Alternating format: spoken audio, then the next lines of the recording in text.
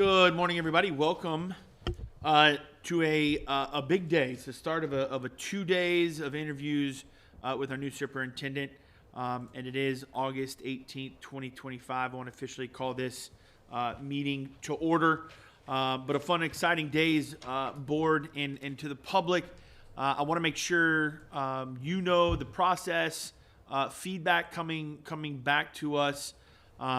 Everybody out there that will hopefully be watching these interviews, whether it be live today or at some point this week, we want to invite all of you all to give us feedback on the finalists. Ways to do that is go onto our website, and under Superintendent Search, you'll see a QR code or a link that you can go on there and access the feedback for the survey. All of the feedback will be shared with all of us board members, which is really important for us to make our final decision. I know that we've had great public feedback so far during the process, so we want to ask that you continue to do that out there and give us your feedback from today and tomorrow's interviews. The link and the QR code that's going to be on our website will be posted up later today. It'll remain, it is up now, so check that. It is currently up. So you can give live feedback as we watch the interviews today. But it will remain open until Sunday, August 24th at 11:59. And then board members will get it the next day, Monday, to be able to read through those before our meeting on Tuesday to make the final decision. I want to introduce Dr. Lori Breslin is our first finalist that we'll be interviewing this morning. I want to introduce everybody up here at the dais for you. We have Ms. Felton, Ms. Spray, Mr. Kennedy, Mr. Choate, myself. I don't know how you do that. Mr. Tatum, Board Attorney Mr. Dye. We've got some of our FSBA staff that has helped us along the way as well. We want to thank you for joining us this morning, Dr. Breslin. So just to kind of give you a process of how the morning's going to go, 90 minutes total for the board interview this morning. We'll have you open up with an opening statement, 3 minutes long for that. I will be given the time. Board members will see the time as well. And hopefully, as we're asking questions, we'll make sure we relay the time to you on what you have left and that sort of thing. Each board member is going to have a thematic questions to ask. There's 5 of those themes on responsibilities in the position of the superintendent. Each one of those questioning is going to be about 15 minutes long. We've prepared about 4 to 5 questions each for you. And again, we'll hopefully talk to say, hey, you got 2 minutes left or 3 minutes left as the timer runs. Once we do end, we hopefully will have another 3 minutes at the end to have a concluding statements for you. And then obviously if we're left with any board members, if we're left with any questions we didn't get to, we can cover that in the one-on-one questionnaires or statements tomorrow when we do the interviews. So with that, Dr. Breslin, I want to give you 3 minutes for opening comments or thoughts that you may have, and then we'll get going with the questions from the board members.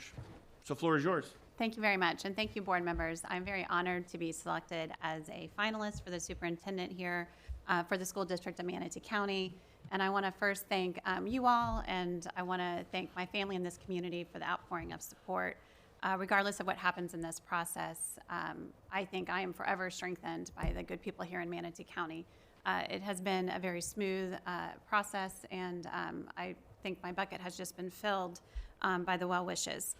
You all are familiar with my work, but for those tuning in who don't know me as well, my name is Lori Breslin, and for more than 2 decades, I've worked in public education, aiming to ensure that every student has the opportunity to succeed and thrive. And also to make sure teachers and other staff can feel the success for what they do every day for our community. This community is my home. I'm the product of the school district of Manatee County. My husband and I have raised our children here, 3 of whom are graduates of Manatee County schools and are currently studying in college, and 1 who started middle school this year. So I appreciate all the prayers as we have another middle school child. I come from a family of educators, and it's not uncommon for us to sit around and debate public education when we have our family gatherings. It's always a hot topic. And I've had the privilege of serving at almost every level in the system. I started as a long-term substitute teacher at Southeast High School here in Manatee County. And in every role, my approach has been the same, and that's to lead with vision, to act with data, and to involve the community in communication. And now as I look to the next chapter of leadership, I've developed a 100-day plan, which I've given you all a copy of. Of course, it's a draft plan because the first step in there is to listen and learn.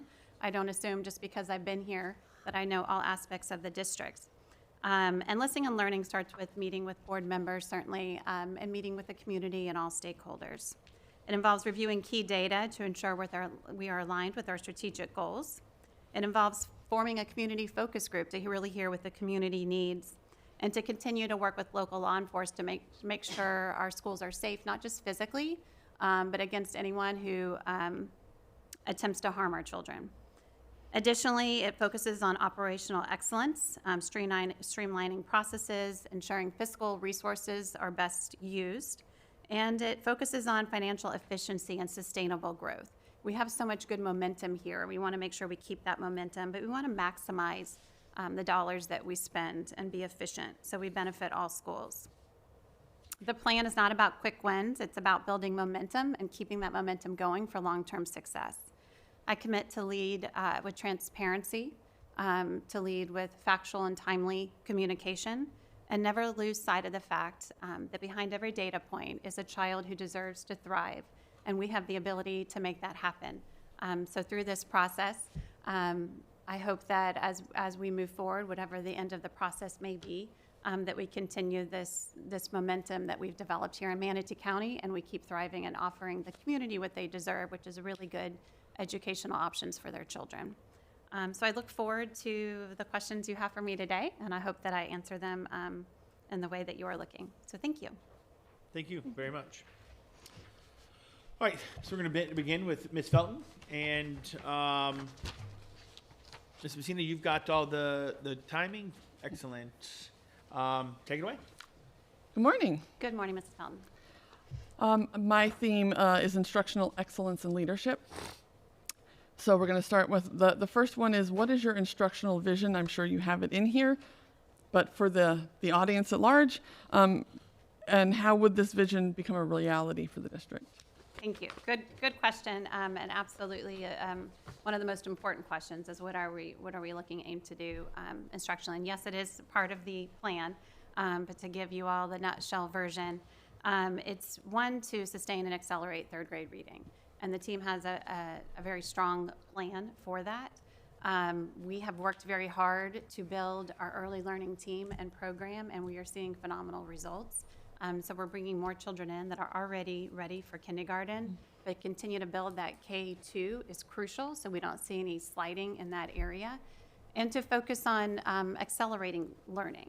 And I think that's one thing we haven't quite turned the corner on. We have great tiered programs, great resources, amazing teachers, and now we need to look at some research on accelerating learning, and there's plenty of it out there. So we don't continue to make the little gains we're seeing, and we are making gains, and so that's fabulous. There's no argument on that, but we need to make greater gains. And so that's one, and not just stopping with third grade reading. My original love and what brought me into education was the teaching of reading, which I taught at the secondary level. Looking at ELA performance on all grade levels. Again, we're seeing increases, but we're not seeing it across all levels. We have some areas in our lower quartile, and that can only be solved by really zeroing in to seeing what's happening in the classroom. Are we teaching grade level text? Are we teaching to the standards? Are we teaching at the rigor required? And are we identifying the students who aren't making those gains? We have added this year some progress monitoring that we did not have last year, which I think will help in that regard. But then it's not enough just to have the data. You have to have actionable steps with that data. Continuing to support high school graduation. We're sitting now at about 88% for the class of 25. So we're neck and neck with the state, which has been phenomenal work done by the principals. And Lisa Lyon came in with a great plan to really attack the graduation rates. With that, though, comes our college and career acceleration. I think we were at about 54% when we ended the 24 school year. We're much higher when you look at the middle school acceleration. We need to get that up for high school acceleration. Our students need to not only graduate, but they need to be college and career ready. I've seen in my own experience working with a child to get them across the stage, doing everything we can to make sure they get that diploma, and then they turn to you and say, now what do you want me to do? I don't quite have what I need to go out and work or to go out and earn my next certification or degree. And that's a failure on our part if we have children that end up in that situation. Looking at attendance. We have last year about 8% of our students in K-12 were truant by the state's definition of truant. If you look at our lower quartile, that number goes up to 19%. And so you could have the most amazing teachers in the world, but the child's not there or missing 1 out of 5 days. It's not going to matter. It's a huge problem that we need to address, and we have to address that as a community. So I would look to our community partners to help us address that as well. We have some great strengths. We saw great growth in science. We traditionally have been doing well in math, but we don't have great strengths across the board. Our algebra and geometry, when we get to the secondary level, has to grow. And it's a very difficult, heavy lift for our high school teachers and our high school teachers, or teachers and administrators. And I know that. So what can we do to help them? They shouldn't be out there doing the heavy lifting alone. So by focusing on continuing to accelerate learning, to make our 3rd grade more proficient readers, to give them that boost, continuing to focus on ELA across all levels, looking at graduation, but not only that, your college and career acceleration, and really zeroing in on some of those math areas that have not quite seen the bumps that we've seen in other levels. I think we'll close the gap that we need to be an A, but we'll do it in a way that isn't an A for a year and then we slide back down, because that's not the answer. The answer is to continue to do it in a way that's sustainable. All right. Second question: what steps do you take, or will you take to ensure that you stay in touch with what it's like to be a classroom teacher? Well, luckily I have my brother to remind me. My brother is a long time teacher here in the district, and anytime that we get together, the conversation will naturally lend itself to his feelings as a classroom teacher and my feelings as a district administrator, or before that, a principal or assistant principal.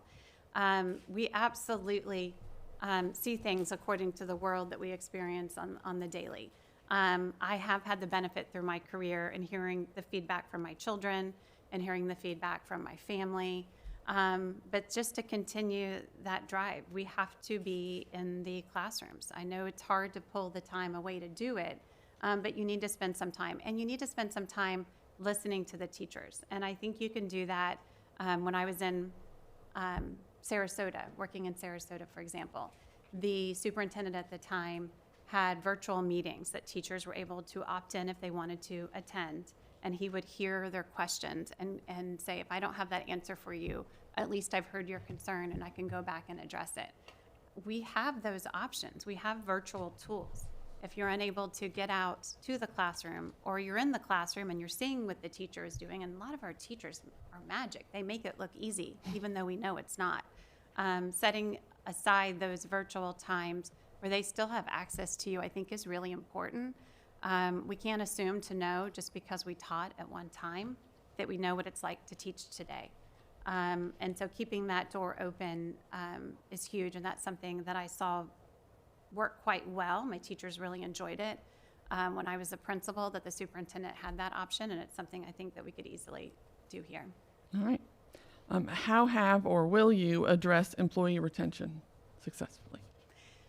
Employee retention will continue to be a challenge. It's gotten better. Our HR department has done a tremendous job at recruitment and retention. We have our taxpayers supported us at 84% in this last vote to keep the referendum, which was imperative for keeping our teachers here in our district. We can be competitive with that starting salary of almost $60,000 for our teachers. All of those are useful. And I think continuing to listen to teachers, providing them the right resources. I was in a conversation with a principal just last week, principal at Southeast High School, and she mentioned some support she was doing with her teachers. And we were talking back and forth, and we agree, if you support the teachers, our students will soar. My career record, I think you will see I'm constantly supporting the needs of teachers. So continuing that work, I think, is your first step. Yes, the salary is important, but also that respect, that mutual respect, and listening is the huge counterbalance to the salary, to be able to keep and recruit and retain the best teachers. And then we also have to think outside of the box. Even though we put in all these measures, there are still certain positions that are very hard to fill. We were able to add a stipend for ESE teachers last year, a small stipend. So a small nod in the right direction of recognizing the tremendous work that they do daily for our students.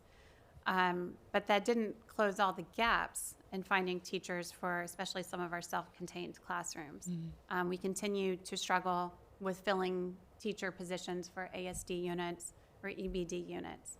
And so this year, the ESE team in partnership, and this is what it means by removing the silos that sometimes form in district groups and starting to work in partnership, we were able to work with human resources and ESE and payroll and the finance team and come up with what a lot of districts had put in, and that is working with some staffing agencies. And so we started at a small pilot of 15 teachers for those really hard to fill ESE units for some of our most needy schools. And we have those teachers that started last week, and they're certified teachers. We're not filling with non-certified teachers, but that's one solution. Long term, they can come work full time for the district, those staff members. But it's a way, the issue is when you have a gap, when you have a vacancy that you can't fill, oftentimes that vacancy falls on the shoulders of other teachers in some way, shape, or form. Mm-hmm. And so in order to not burn out our teachers, we have to fill the gaps by some outside of the box thinking. Okay. The next one relates, you addressed it a little bit, but I'd like some detail on what you've done in the past and what you'll do to facilitate reading proficiency among students with learning disabilities, ELLs, and economic disadvantage. Absolutely. We have over 7,000 students who are ELL. Mm-hmm. Huge number. About 18% of our students are identified or have an IEP. And so learning to approach a student where they're at in their learning continuum is huge. And the most powerful thing you can do for any student is to place them with a high quality teacher, period, hands down. So that's step one. We have the right resources. I think attendance is a giant gap that we have not addressed since 2020. Not 1920, that was a completely different time. And so I think those are some measures to start attacking that. Mm-hmm. But we also have some great progress monitoring tools that we have poured tremendous amounts of money in. It is not enough just to put that in front of the student and think magically we're going to get somewhere. Mm-hmm. The teacher's the most important thing. The resources are hugely important, but it's also what you do with those resources. And so I think our progress monitoring is present, but our progress monitoring with action steps is not as visible as it should be. Mm-hmm. One of the things that I really dove into in a previous role when I was an assistant principal of a curriculum was visible learning and looking at those highly effective strategies. And for that campus I was working at that particular year, there was some tremendous gaps in learning. And we really focused on John Hattie's work and looking at assessment-capable learners. And what that means is a child can tell you what they're learning every time you walk in a classroom. They can tell you where they are in their learning and how they'll know when they learned it. And if you can get to that, any child can master the standards. And the effect size, according to John Hattie's work, is almost a year and a half worth of growth when you're building those assessment-capable learners. And so getting students to understand the resources that they have, what standard they're striving to meet, and how they know they will get there, it ensures that our teachers understand the rigor of the standard, and it ensures that our students know how to get there, and it ensures that we're using data to base those decisions. And then we're also working on getting them to the classroom to make sure that they're there to access that. Okay. We have about 4 minutes left, but I have one more question for you. How would you incorporate student voice and choice In curriculum and instructional decisions, what structures would you create to ensure students are active participants in their educational experience? Huge, huge question. Student voice, you could probably argue, and research will show, that some students don't attend school, but because perhaps they don't feel that connection.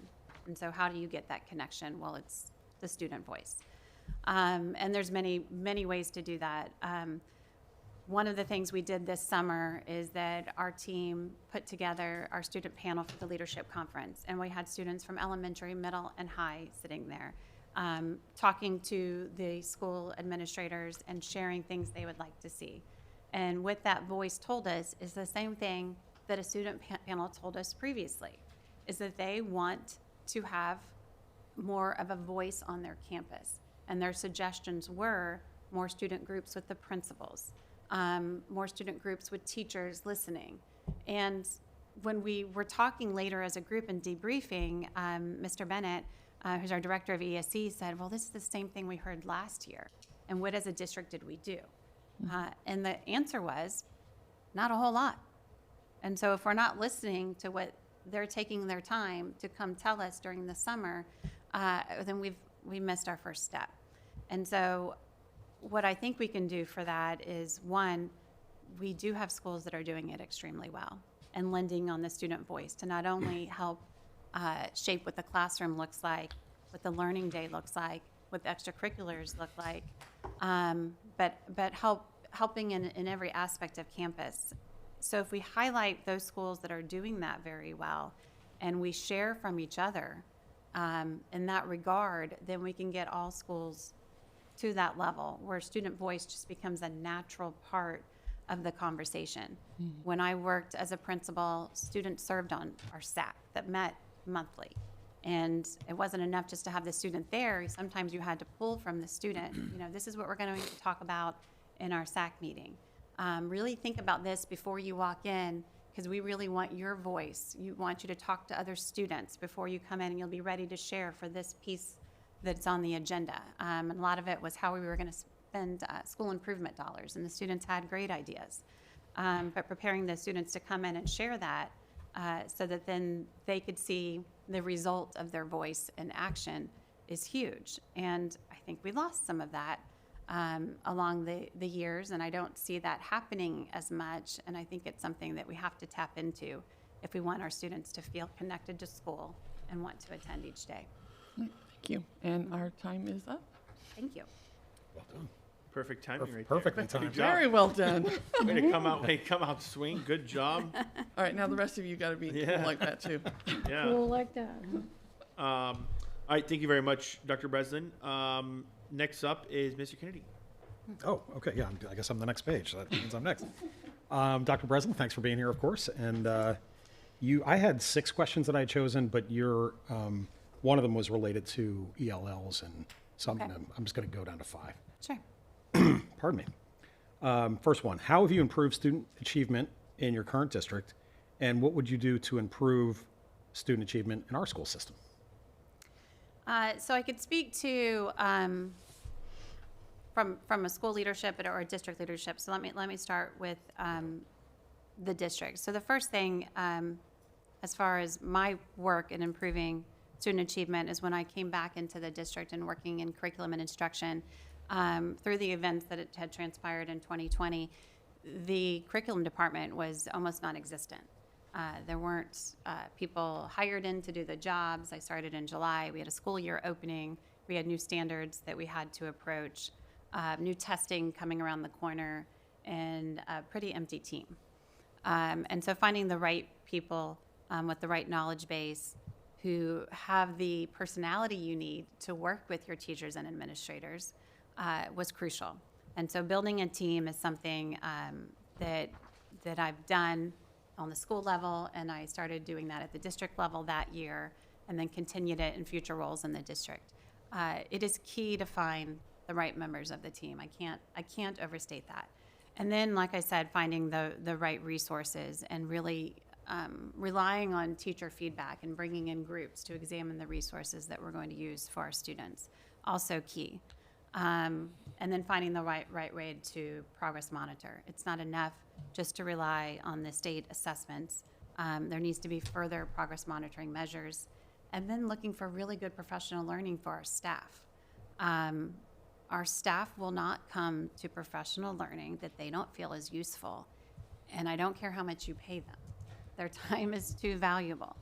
And so the team has developed a really robust professional learning system that really wasn't in existence when I returned to the district, and there were many reasons for that.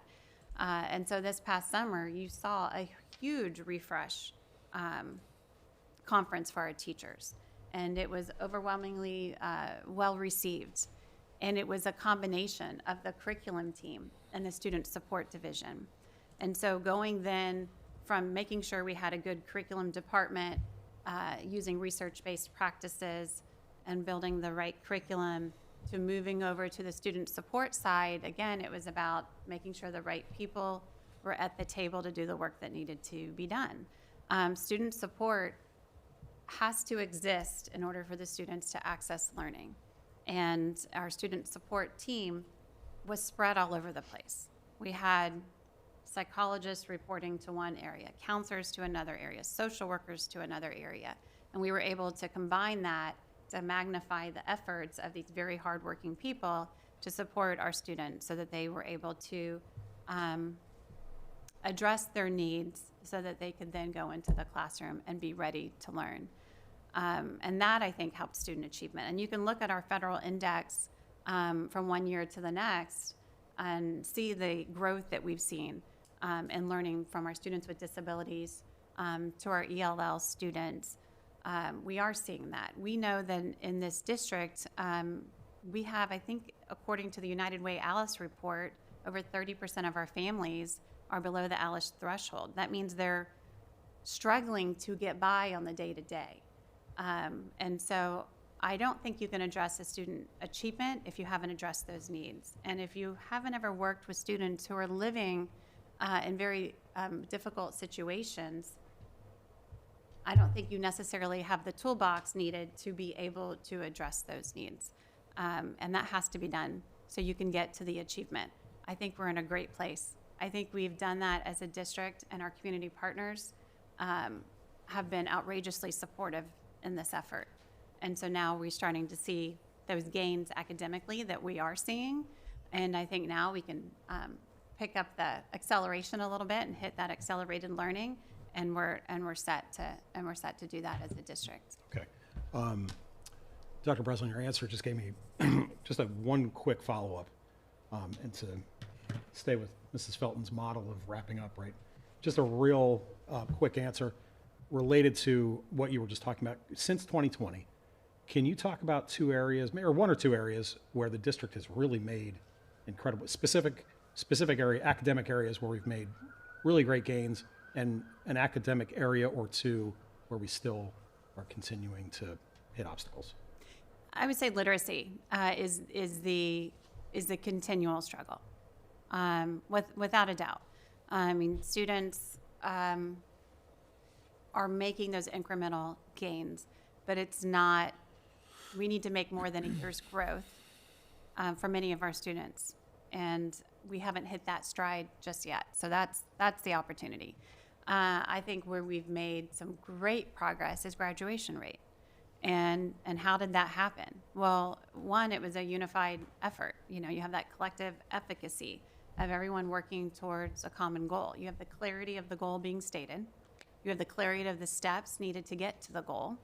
And then you have those check-ins. And so the team meets with principals once a month, one-on-one. Here's where you are. Here's your list of students and where they are in their progress.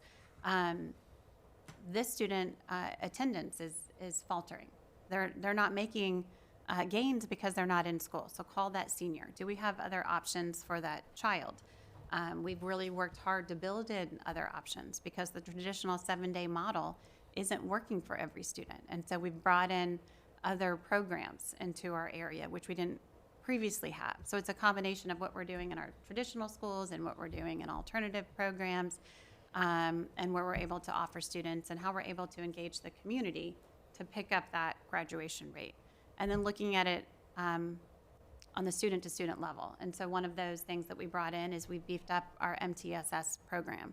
When I first came back into the district, our MTSS, which is a statutory required intervention system that we have in our district, was paper-based. And could you define MTSS for somebody who may be- Multi-tiered systems of support, also called RTI. And so we were literally hand charting student growth. And then when Johnny moved from one school to another, that folder eventually followed, but not in a timely manner. We've lost instructional time. Sometimes you've lost weeks. Just not acceptable. And so we've moved to a technology-based platform so that we can follow student to student. And the benefit of that is not only can you track at the individual level and student progress, but you can track collectively and look at your return on investment. If we know we're using a certain product to do tier 2 or tier 3 interventions, K-5, we should be able to use not only the results of our state testing, the results of the product data dashboard, results that we see in focus, but now you have another platform to determine if it's really an effective tiered intervention. And if it's not, and our data shows that, we need to pivot to something else.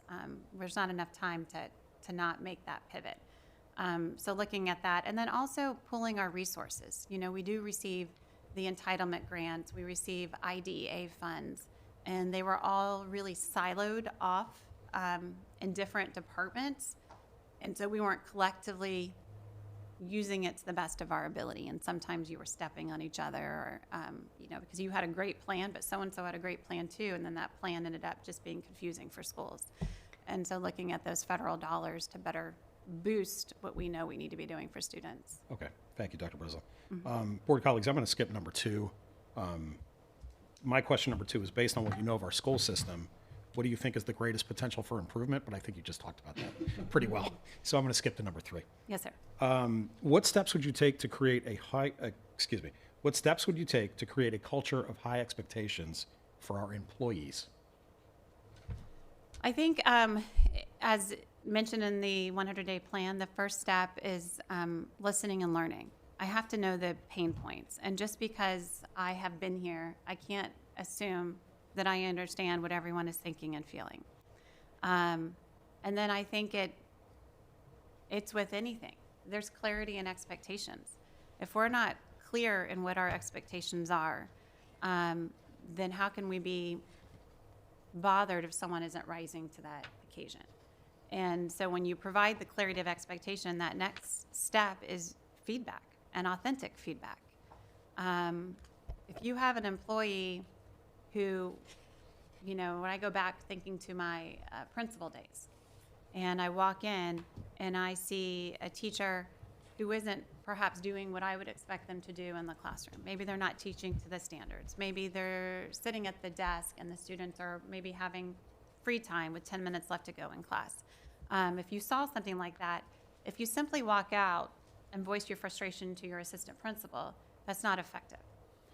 It's also not effective to jump in the class and do something that would be embarrassing, because then that teacher is not going to want to do anything for you.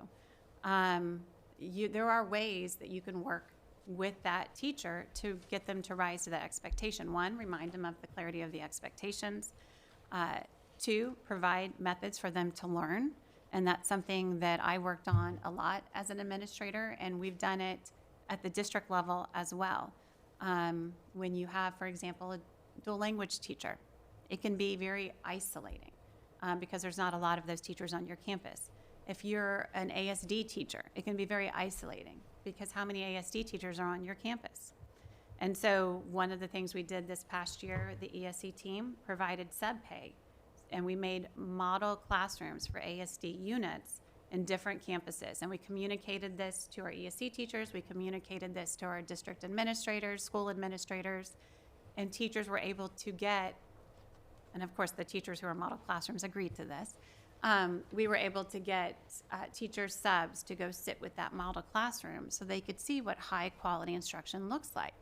We also made look-fors, which we, is the informal term we use for administrators to be able to walk into a classroom and see what that classroom should look like. we have look-fors tied to the Danielson model, of course, for the teacher evaluation system for classrooms. What we were missing were those strong look-fors for your early learning classrooms and for your ESC classrooms. It looks a little bit different, and it should. And so we developed look-fors. We put that in the ESC handbook for ESC classrooms, and so then you have your clarity of expectations. The teacher understands what their classroom should look like, and the administrator understands when they walk in what they should be seeing. And then same thing with early learning. And you can see from the early learning data that the state has provided, we're excelling. We're excelling. And it's because there's been clarity of expectations, there's been time for professional learning, and there's been attention to what the teacher should be teaching and how the teacher should be teaching it in the classroom. Teachers appreciate it, and that's why they come back year after year to work in those classrooms. And then we have our teacher retention, and then we see our data soar. Okay, thank you very much. Just due to time, I'm probably I'll finish this with this one, so don't feel rushed. Yeah, I'll skip board colleagues, I'm going to skip number 5 and just finish with question number 4 on my list.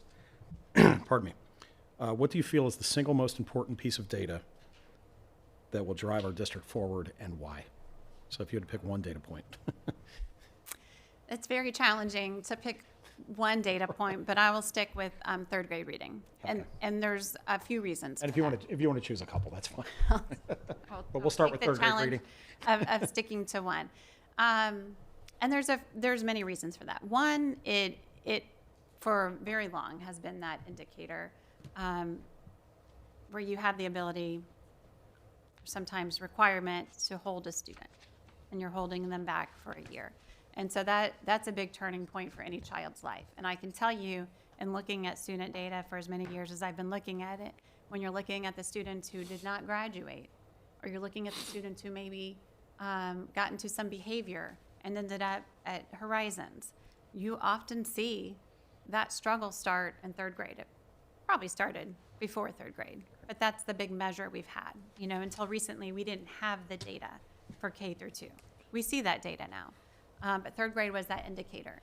And so when you talk about changing the trajectory of a student's life, and that's what we're doing, you can measure it oftentimes by third grade.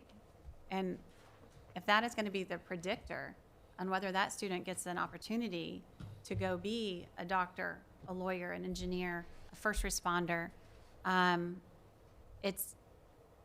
it's the data point that matters, because we have to address it and have less students not meeting proficiency in third grade. And we have to have better solutions for students who haven't met it, so that they are no longer a statistic. And that is a huge piece. That's why it's monitored so closely, is because we know what the end result is for that child. And we know that we can still likely get them. I mean, right, if you were years back, looked at third grade proficiency, maybe we were at 50%. And then our graduation rate for this past year is at 88%, so we're making those gains. But can that 88% go out and get a job? That's what we need to be able to promise. And I think that third grade number is really that indicator. Okay, thank you so much. That's it for me. Thank you. Mr. Tatum, you were next. Good morning, Dr. Breslin. Morning, sir. So my topic is personal leadership qualities. And so, you and I have talked on a number of occasions, and you know my background a little bit, Air Force. I did some education with leadership. I did some executive coaching. So these questions are going to be obviously more of a philosophical nature than a technical nature that you've already got. In my experience, after having been in the Air Force for 30 years and then in the work that I did with leadership afterwards, is that most leaders fail not because of technical proficiency. They fail because of personality and ethical problems. And so what I'd like to do is have like somewhat of a conversation with you today. And so we can all walk out of here, and maybe myself include, a little better as human beings than when we walked in, right? So it won't be, what I'm going to try and do is maybe not the standard question and response that we've been doing, but just to have a dialogue to learn more about you as a human being. Okay. So I've got 3 fill-in-the-blank questions, and if we have time for the 4th one, that's more of a standard question and response type of issue. So question number 1 is, and if you need to take a few seconds to think about these, because there is no probably definite right answer. These are not math problems. I would say there might be some answers that are wrong, and then there might be answers that are more right than others, right? So, but anyway, that we get to see what you're all about as a human being, because you're going to be in charge of, how many employees do we have now? 6,250? If we, Over 6,000. that's the exact right. number. And again, most leaders fail. You don't get to where you are by being technically deficient, right? Sure. You are technically proficient. It's the personality and ethical things that trip people up. So, question number 1, fill in the blank. What is the one thing that's wrong with the world? Off the top of my head, and I should probably think about it a little bit more, I'm going to say social media, and I hope that that doesn't offend anyone out there. That was mine too. I think it may not be the cause, it may be what we see, and so it gets blamed as the cause. But I think people are quick to point out faults and maybe run with a false assumption that suddenly becomes truth, right? I mean, it's I think an age-old saying that perception is reality, and I learned that my first degree was in communications, and your perception was reality, and that still very much remains the case. And if social media is driving perception, that can be a cause. Now, could we use it to an advantage? Absolutely. Could it be a great metric to getting out communication? 100%. But it'll constantly be a battle for our students. A lot of the angst we see in students, a lot of the trauma that we see starts or is exasperated by your social media accounts. I think we spend a lot of time in dealing with things that have spread very quickly through social media, putting out fires. So I don't think it's to blame. Maybe it just takes part of human nature and is able to highlight it in a point that never in our history has been highlighted in that regard. I mean, I think you could look back in history and see elements where there was a public push in some way, shaped or form, that was pushed by something. You know, if you want to dig back to our literature and look at Arthur Miller's work, if you want to go back to look at McCarthyism in our history, if you want to look at anything, you see elements where there has been some sort of quote-unquote witch hunt. What social media does, is, in my opinion, is that it allows that witch hunt to continue and shift daily, depending on what it may be. And it might not always be a local concern. It can be something that's national or international. But it's a forever challenge that we're dealing with, and we really have to protect our children whose minds aren't ready. I mean, a lot of adults aren't ready, but their minds aren't ready to deal with what they see on there. And as a parent, it's discerning, and certainly as someone who works with children, it's discerning. Okay. Yeah, I would agree with you. Social media is a problem. I'm going to give you a response that somebody wrote, and then I'd like to hear what your thoughts are on that person's response. So there was a writer, his name is G.K. Chesterton. He was kind of a philosopher, theological writer in the late 18th and early 19th century. And in the Daily News in London on August 16th, 1905, in response to the question, "What's wrong with the world?" he wrote, "I am."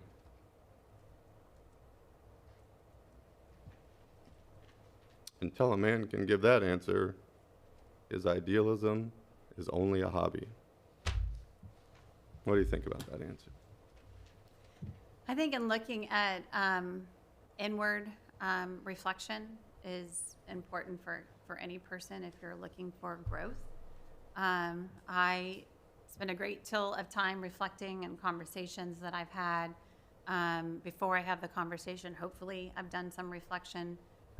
When you're starting to move, say, for example, to a very hard conversation, those difficult conversations, it is a skill that you learn as you move through leadership, how to have difficult conversations that achieve growth at the end instead of deflating somebody.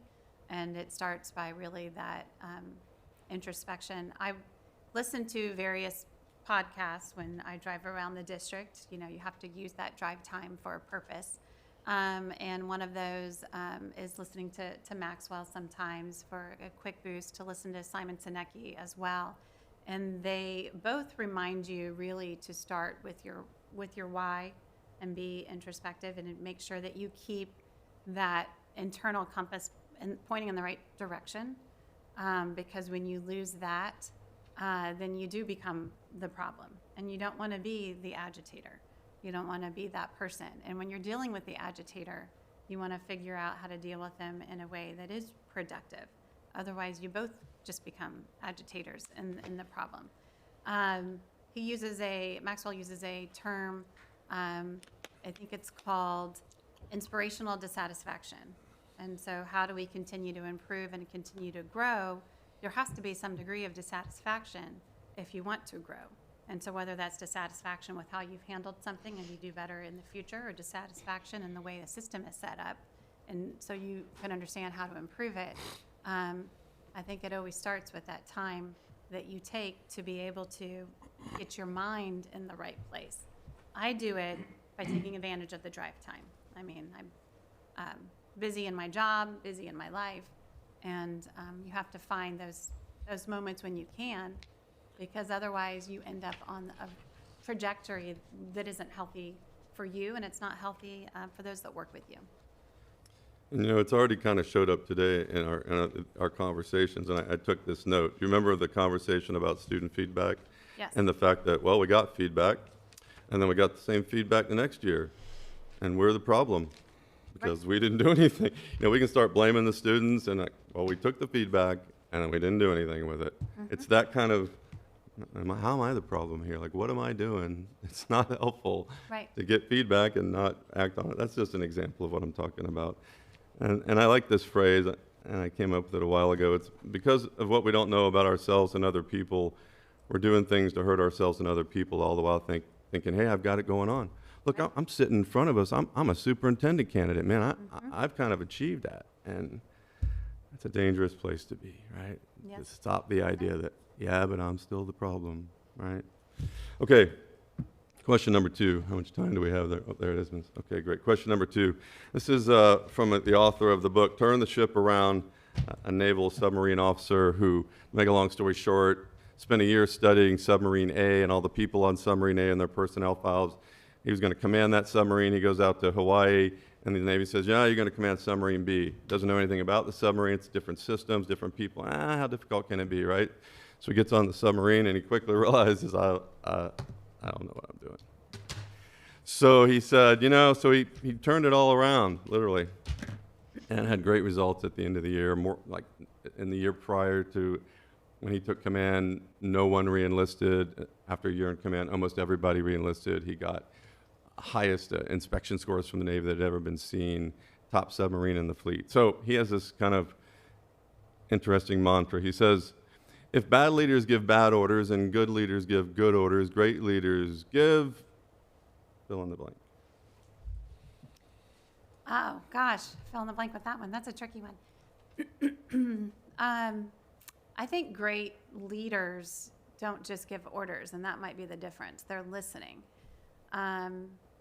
You have to surround yourself, and I think if you look at great leaders, they surrounded themselves with people who could best advise them. And when I say advise, I don't mean tell them everything they're doing is great and wonderful. And we see that sometimes. You're the superintendent. That's a great idea. Absolutely. Yes, absolutely. We'll go do that. And that's not always the correct answer. Sometimes the correct answer is respectfully point out that there could be an error in the thinking. And a great leader understands that that's a necessity in leadership. You need people around you who are going to speak truthfully to you, and you need the ability to listen to them. It's a different perspective coming from internal, from any organization. When I worked at Manatee High School, I was a student at Manatee High School. I came back and taught some of the teachers that were my teachers I taught with, which was unique. And then I became an assistant principal. I was an assistant principal there for 7 years. And many of the teachers that I taught with were suddenly teachers I would walk in and have to observe. There's a careful tightrope you have to walk as a leader to make it a productive conversation for those who aren't used to you being in that position. And I think I did it well, but I think I did it well because I listened and heard them, and they knew I was open to that. Your book about the submarine boats reminds me, and I don't remember the name of the book, but it was written by a Navy SEAL, and it's something about, it might be called Burn the Boats or something like that. So basically, you burn the boat so you can no longer retreat to go continue to do what you used to be doing. And I think that's key when you're in leadership and you're trying to make changes for the better. It's so easy to fall back on old ways. And so by listening and making the right decision and then setting a clear course for action and not allowing anyone to go back to the old course, you can become a great leader. Yeah. I like your idea about listening. It's somewhat in line about what he said. How he filled on that blank was no orders. Right? And he No. turned it into what he called intent-based leadership, where instead of giving orders this way, people just went up and said, this is what I intend to do.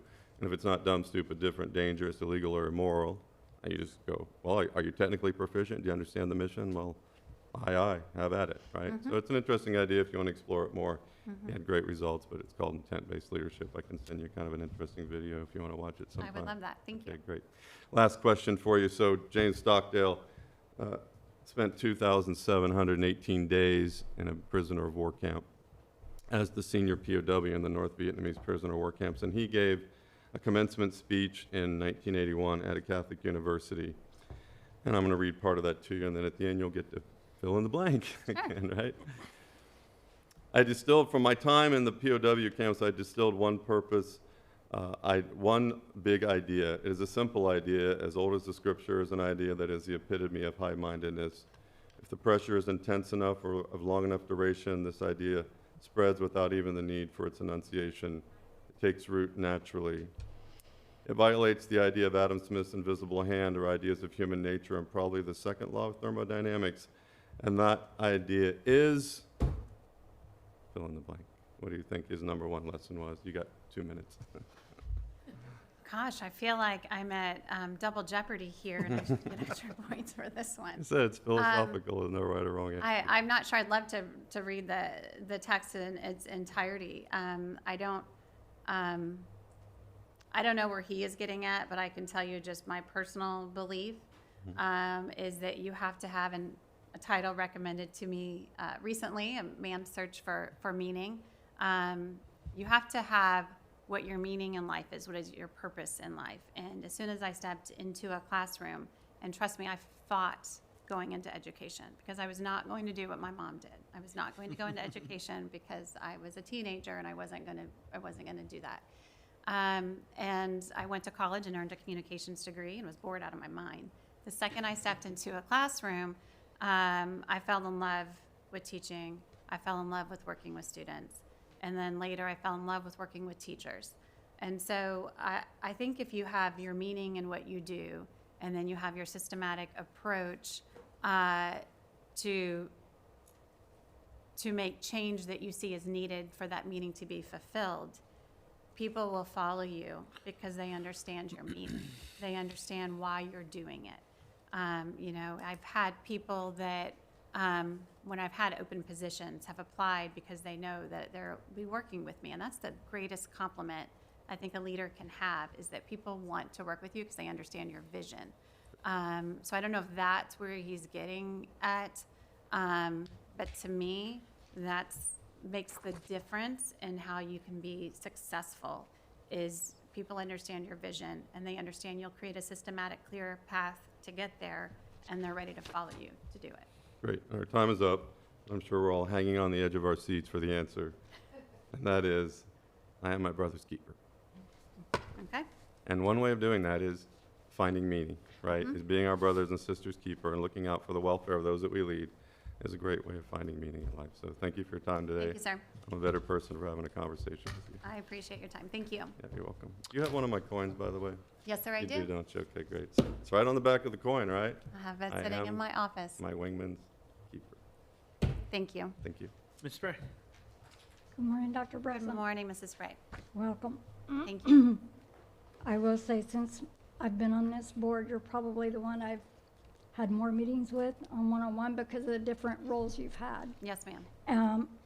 And I appreciate the time that you do give me. Thank you. So my area is business, finance, and operations. So kind of fits with me. So my first question is, what role do you see the school board in development of the budget and potentially expand it to the board members for more details by cost center or department, and how would you facilitate that? So I think one of the greatest challenges that superintendents in Florida, and probably outside of Florida as well, will see in coming years is the budget.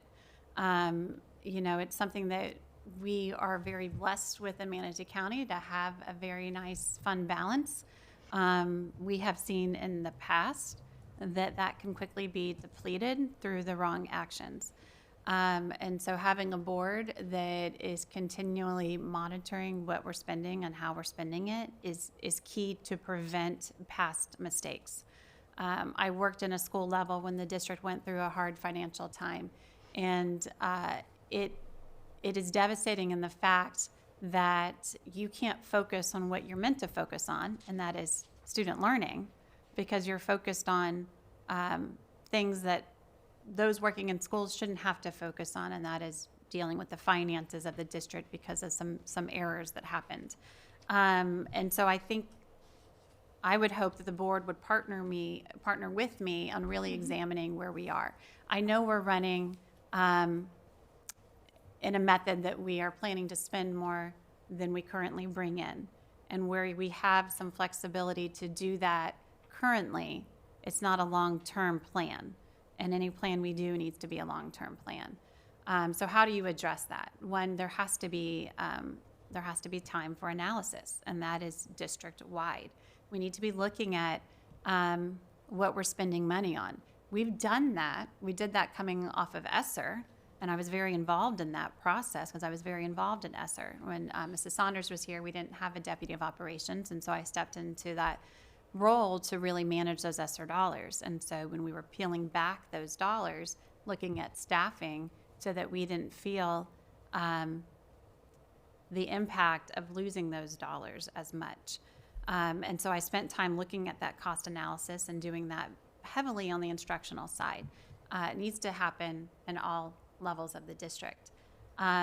People get very nervous when you start talking about anything along the lines of cost cutting, and it shouldn't be in that manner, because we're not looking at drastic changes. We're looking at positive changes. Just because you staff something a certain way at one point doesn't mean it should just roll year to year. It's not appropriate staffing. I mean, we don't do that in our personal lives. We shouldn't do that here. So if you look at defining scope and objectives of why you're looking at the review, you make plans to do the review. You look at what you see might be some areas where you could save, and you communicate that out to all of your stakeholders. And part of the review is talking to all of your stakeholders as well. Learning and listening piece is a huge part of that. And you do it in a timely manner, in a way that they understand the process you went through and why you're arriving at this decision. And anything that you're cutting, there should have been a review looking at return on investment. How does this affect students? How does this affect teachers? And if you're able to answer those questions, then I think the organization will handle any cuts that you bring to them. Where we make mistakes, and what I've seen mistakes made, is when you make any sort of cut and people are surprised at it. They didn't know you were looking at it. They didn't know it was coming.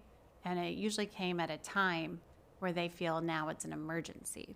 And that's what we can avoid through proper communication, and the listening and learning piece cannot be emphasized enough, is what you need to do at the beginning.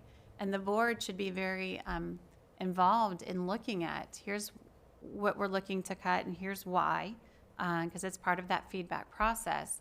And so in the end, when we come to a budget, that we are spending what we're receiving, and preparing ourselves for any type of rainy day scenario. I mean, I think Florida school districts, about 17% of your income is some kind of federal funding. And so we just need to be aware that could be less one day. We know that school choice, we've had school choice in Manatee County for many years. Our charters have been our partners for many years. They're about 20% of our students, and that has remained steady. So we're not feeling the crunching decline in enrollment that maybe our neighbors to the north are feeling. But we are going to feel less state money as we have more vouchers that go out for parents that choose to send their children elsewhere. And parents have a right to do that. Absolutely, no problem. It will cause strain on the overall state education funding. And we need to just be prepared to be able to balance that and know where we can reserve those costs without hurting our classrooms. Very well, thank you. Secondly would be, what is your vision for financial reporting, transparency, and maintaining the public's trust of the financial affairs of our county? I think the key to remaining public trust, and I speak as a member of the community myself, and what helps me with any trust related to any organizations in our community is being transparent, is being timely in your information and sharing and being factual. We have a great dashboard, so to speak, on our referendum spending. And I think the public has really appreciated that because they voted 84% to continue. I think our half-cent sales tax expires in 2032. If that is something that we need, I don't know yet. I haven't done any looking down that road. But that same kind of transparency is needed. And so when you're looking at costs for the district, obviously your staffing is your major cost. But are we looking at what we spend on instructional materials, what we spend on technology? Are we comparing ourselves to like districts and what they're spending in those areas? There's 67 of us in Florida. Some are small, some are rural, some are huge, quadruple our size. But it's all public information. We can easily compare where we are to decide if we are overspending in any area. And then I think if you're able to report that back to your community, and I mentioned in my 100-day plan, developing a community group to help advise. It's something that I believe Dr. Deering did when he was superintendent, is he had a community group to help advise him. And you're able to then share your ideas and bounce them off. We have great leaders in our community, very successful leaders in our community. And so why not capitalize on that? And then that helps in the transparency as well, is that others know that you are participating and communicating and looking at every angle and looking at comparison, so that when you come out and say, we need money for this, but we were able to save here, there's an understanding there. And where I think we have made mistakes in the past is when we don't have that open line of communication, people start coming up with their own reasons or ideas that something might be happening, and then that spreads like wildfire and you can't stop it because you haven't gotten out in front of the communication. So even though I didn't like communications or working in an office, I do think that degree helped me in the fact that I understand the power of communication. Yes, indeed, indeed. The next one is going to relate to vendors. Yes, ma'am. How would you approach procurement and vendor relationship to ensure district receives quality services and products as competitive prices while maintaining ethical standards? I'm one of those, if we have local resources, use local resources. It builds our community, it provides jobs, and if you're going to build here, you're going to live here, you're going to work here, your kids are probably going to go to school here. Right. So that all goes hand in glove, in my opinion. So Absolutely. How would you approach that? So when we talk about vendors, you have the full spectrum, right? Yes. We talk about some small vendors we use and some really great partners that we have that have helped us, Game On, for example. They're one of our vendors now. Great partner, though, as far as what they do to just help with professional learning for teachers and things that they do with no charge attached to that. It's just something they want to do to give back to our community. And then we have our larger projects. We, again, have to realize that we are the largest employer in Manatee County. So everything we do has a ripple effect, and we can be a very positive contributor to our community. And absolutely, when we look at vendors, starting with local is always ideal. And let me give you an example where I saw that shine is in the SOAR Lab. And very soon you all will be touring the SOAR Lab here on the Harley Center in our community. And not only is it a great thing for our students and our families, the early learning team has done a tremendous job, but our local vendors that helped contribute to that have done an amazing job. I mean, I think Sheila Halpin really like walks around with a little fairy dust in her pocket because there was a vendor who was going to pour some concrete, some asphalt, so the teachers or the students could ride their trikes and have the traffic signs and things like that for the outside. And they were like, well, we don't really have time to do the painting. And then she walked them in and showed her vision and said, this is what we're doing for children. Do you have children in the community? You want to bring them here? You can come here and bring them here. And the next thing you know, the guy's like, what do you need me to do? I'll go above and beyond. And so I think that's the magic of a local vendor is you can bring them in and share your vision and your plan. And who doesn't want to be a part of building something great? And that's the value I think we see in that. Okay. Describe your experience managing referendum programs, we touched on that a little bit, or major capital projects. What systems did you implement to ensure projects were completed on time and within budget and meeting stakeholder expectations? So this might be a little beyond, but it's going to be part of the role. So, Oh, absolutely. Yeah. That's a huge piece of the role. yes. So I can tell you this. I worked with ESSER dollars when they were still present in our district, and those were over $100 million in dollars. With that came a lot of money, and it's less of your capital expense, but more your instructional materials. The expectations we had to meet to bring all of the new materials to the district by engaging with our stakeholders. That included bringing in community members to view the instructional materials. That included bringing in our teachers. That included students as well, going into that voice and working within a timeline and delivering on those expectations. At a school level, I have been involved in the construction projects in various campuses, so to speak. It seems like there's always a campus under construction in our community. I was an assistant principal when Manatee went under their huge renovation most recently, and I was the AP in charge of working with the construction company to make sure we had the furniture and things outfitted to support those teachers and working in that timeline. So I've seen it in action in many levels, handled large dollar amounts, worked amongst timelines with different groups and organizations. Have I personally been in charge of constructing a school? No, I have not, but I've seen the timelines and sat on the construction meetings and those types of things. That's when you have to rely on those people with the expertise. Yes, ma'am. in That's those why you build a areas. good team. Okay, I have 2 minutes left. I do want to say I liked your comment that I think Mr. Kennedy used when you were answering questions for him, that you got to find different toolboxes and use those toolboxes in different levels, and you kind of touched on that. So Yes, ma'am. I like that.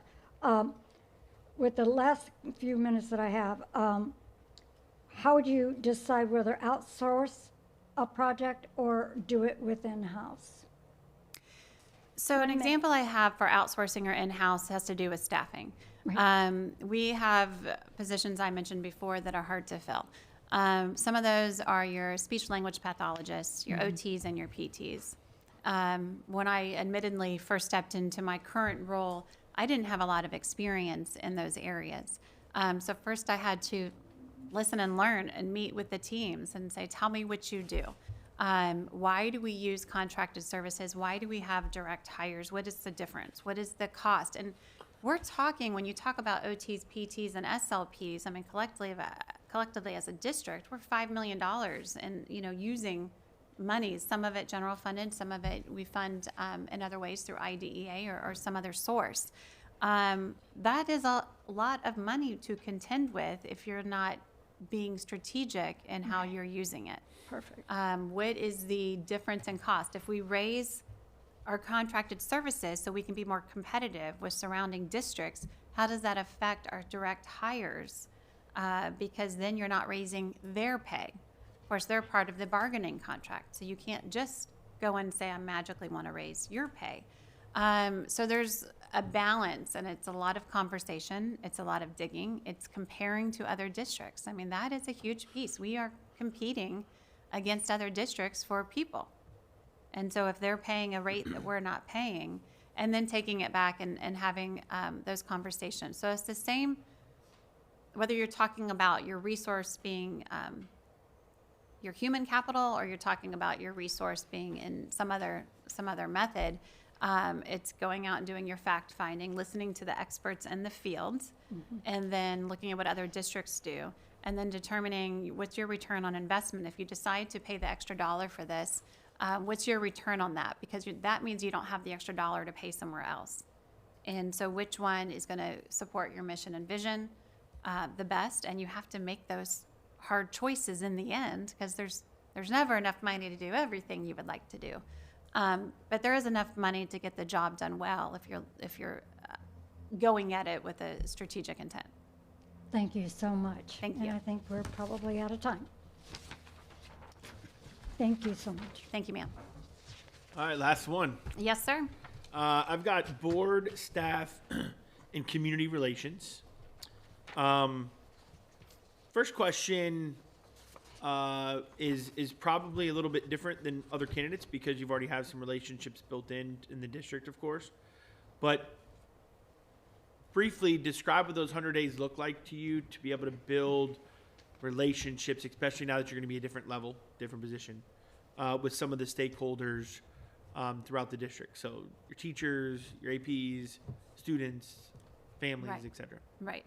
And so first step is the community and board relations, because I do believe in the past that's been a challenge that we've seen as a district, is that things have gotten in front of us before we have been able to respond timely. And so I think if you have a timely response, a transparent response, and a factual response, people are going to start turning to you. When I say you, I mean the district, for their responses. If you don't have those things, they're going to turn to something else. So I mentioned building in time for teachers to be able to meet virtually if they choose to share their ideas and concerns. We know that we have Let's Talk. How is that working? I can't answer that 100% yet, but we have to be able to answer that. We have our website. We have our social media. All of these things run metrics. There's ability to be able to track, are people using those tools to go to for answers? And if they're not, do we need to change the tool? Do we need to market the tool a little more widely, or does it need to be another tool? So we need to look at what we're currently using and use data to make the decision, and that data exists. As a parent, I know how I want my child's school to communicate with me. The phone call's lovely. I'm probably not going to listen to it, but I'm going to read the email. And other parents are different. They need the phone call. But those are all things that can be measured. I know our IT team can do that. And I think if we're looking at our data and then building in, I mentioned in my 100-day plan, building in a community focus group. And the reason for that is very purposeful, is that we are so busy and immersed in our day-to-day life working in the school district. We work long hours. We're nights and weekends. And so we don't have as much time to invest into the rest of our community. Well, that's something we have to fix. And so by bringing in those focus groups, you know that it's purposeful and planned, and it'll get done. And so you've had your teachers, you have your community groups. Rebuilding our SAC programs, I think, is really important. I took SAC very seriously when I was a school administrator, and that's kind of your parent, student, teacher group. Going back and rebuilding those. We used to have very strict district protocols. We used to share district-wide, which should be happening in some of those meetings. And I think we lose that when you don't have parents able to start at their school, which is their starting point for communication, to try to build and bridge out communication. Because they're likely not going to turn into the board meeting twice a month. They're just not going to, but they are going to listen to their children's teacher and to their children's principal. Thank you. Board, I'm going to skip number 2 because she kind of answered all those questions. The questions in number 2 were what methods of communicating with parents have you found to be most effective? You talked about for personal email, phone calls. I actually tend to agree with you about the phone calls. Text would be good too. How would you leverage the communication to encourage involvement from parents? You talked about the SAC program there. So I'm going to skip to, I'm going to go to number 3, which I think is key. Describe what you believe is the ideal working relationship between the board and yourself. What does it look like? So ideally, I would meet with each board member to find out the different personal preferences for communication. We are all wired differently, just as I mentioned that parents are. Somebody may prefer text, somebody may prefer a personal phone call, and somebody may prefer email. Some person might want all communication to be held for one time a week and just kind of communicate out at one time, and some might need more of a regular check-in. I don't know that because I haven't had those conversations with you all.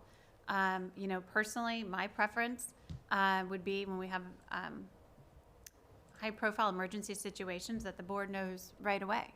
That would absolutely be my desire. I believe at the same time, I know that if we're constantly communicating back and forth and the time is being taken from communicating with the team or communicating with schools. And so that could be a struggle as well.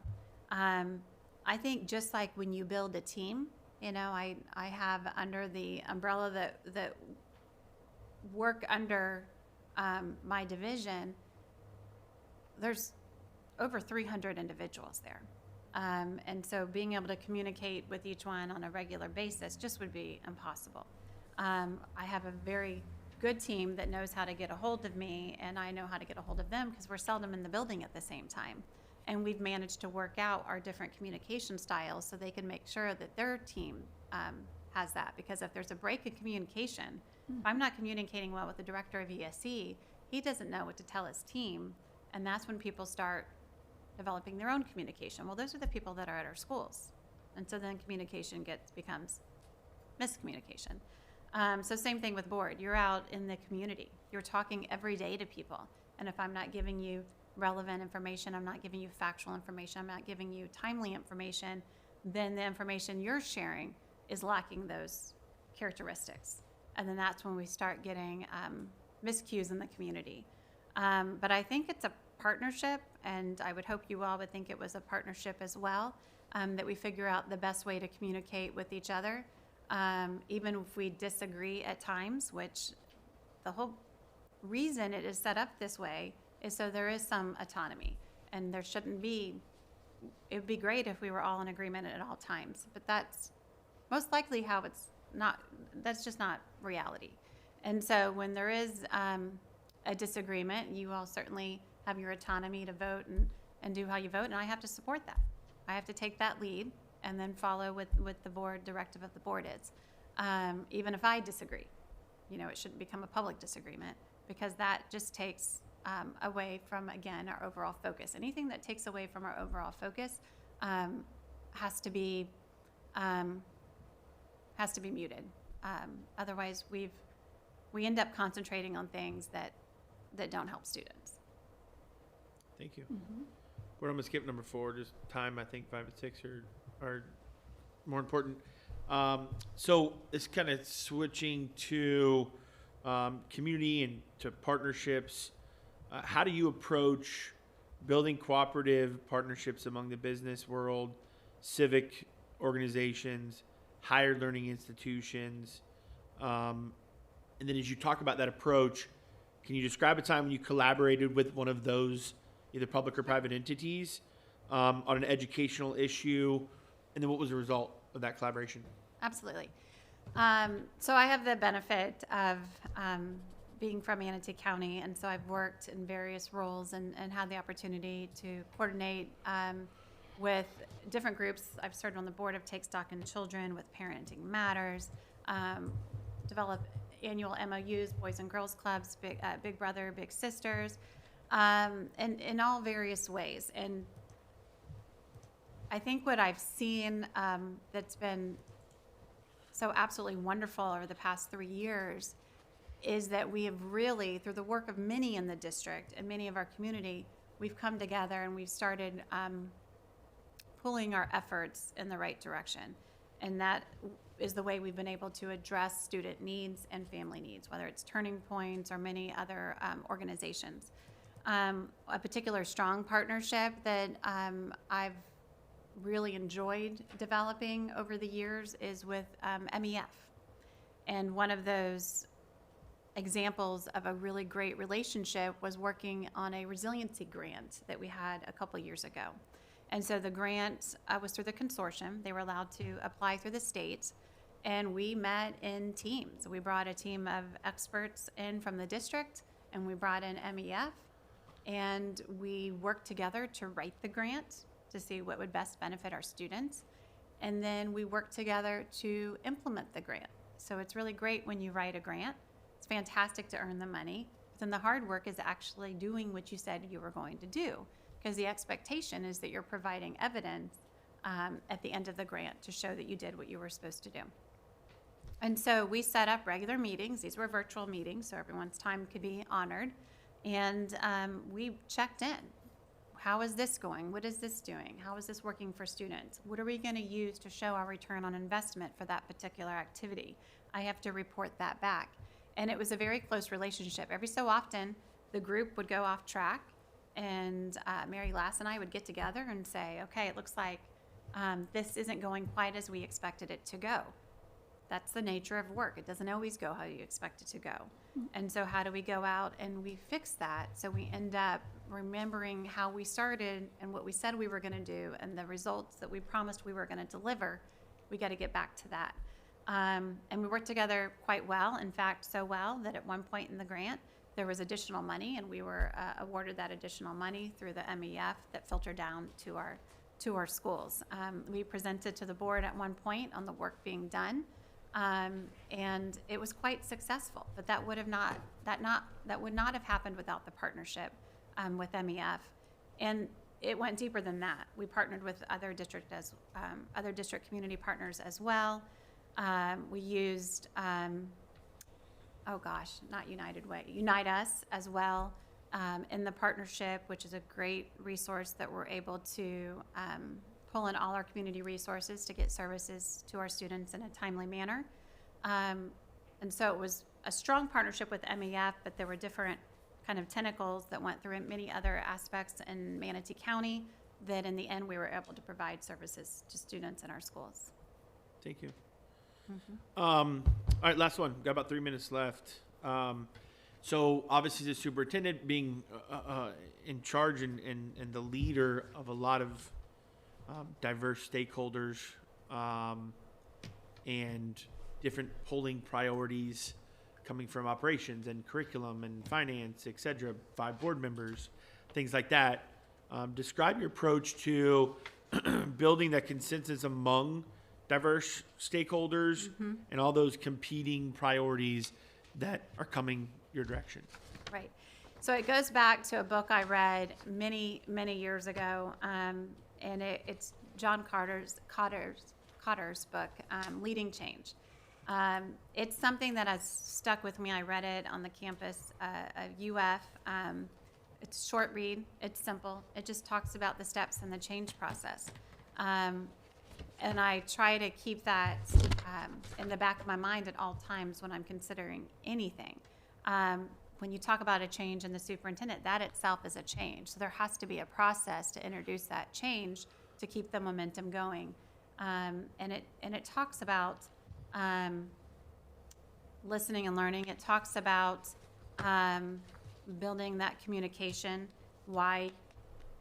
addressing the why you're doing the change. Why is there a new superintendent here? What is that superintendent trying to do? And getting everyone on the same page, and then the clarity of expectations.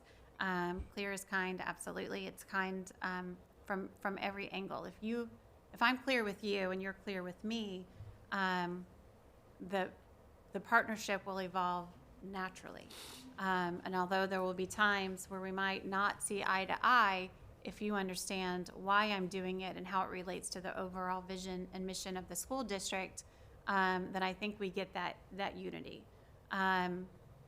It, again, won't always be united, but we understand the reasons why someone might have a different opinion or thought, and then we're able to move forward in a productive manner and a respectful manner. So I think if we continue to remember that there is a cycle of change that we have to respect, but if we go through it in a systematic way and we're clear in our expectations with each other and our community stakeholders, I think you end up on the right side of things, where we're constantly progressing towards the unified vision, the unified mission. Because regardless of the details, and sometimes we all get stuck in the weeds, ultimately we're moving in the same direction. We all want the same things. And if we can keep that in the forefront, then that progress will happen. Great. Thank you very much. That concludes our Thank you, sir. questioning from the board. You've got about 3 minutes just for any closing remarks. So I'll go ahead and give you that floor. Okay. Well, again, I just want to thank you all for your time today and for your thoughtful questions. I wish you luck as you go through this process. I met Dr. Mathis this morning at our breakfast. Quite impressed with her, and welcome her to the district. I look forward. I'm taking my husband with us on the tour today. He's not in education, so I think it's a nice treat to show off what our school district has to offer, which is many wonderful things. And whatever the result is in this process, just know that I'm committed to working with whomever's the superintendent in this district to keep our momentum going. We have great things happening here in the school district of Manatee County, and that cannot be understated.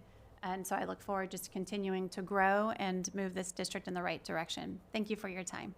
Thank you. Thank you. We've still got a couple minutes. Do you have any questions for us? Oh, goodness. One of these days, Mr. Tatum, I want to do the fill in the blank on the opposite side, because I love your perspective on how to answer some of those questions. It's very thought provoking. I don't know if we have enough time this Absolutely. morning. We only got 2 Wait. minutes. So. But no, I don't think I have any questions at this time. I look forward to our one-on-one briefings tomorrow, and of course, I'm sure I will see you all tonight at the community event. Yeah. So thank you very much for your interest in the participation, the process. It was very good. Thank you, sir. So obviously, like you said, we've got interviews tomorrow, some community meet and greet this evening that I'm sure we'll see you at. I think you take your tour here in 30 minutes. I Get sure a little do. break. And tomorrow we'll start meeting with our one-on-ones, and so we appreciate your time. Obviously, you can let anybody from the FSBA staff or anybody, obviously, from the district know if you need anything. And do. other than that, you're off the hot seat. Thank you Thank you so very much. much. You Thank all you. enjoy your day. Thank you. Enjoy your tour. And thank you for the comfortable chair. Yeah. That was all Andrea. we got 30 minutes, correct? So we're gonna take a recess? So I'm gonna go into a recess for 30 minutes. All right. Till 11 o'clock.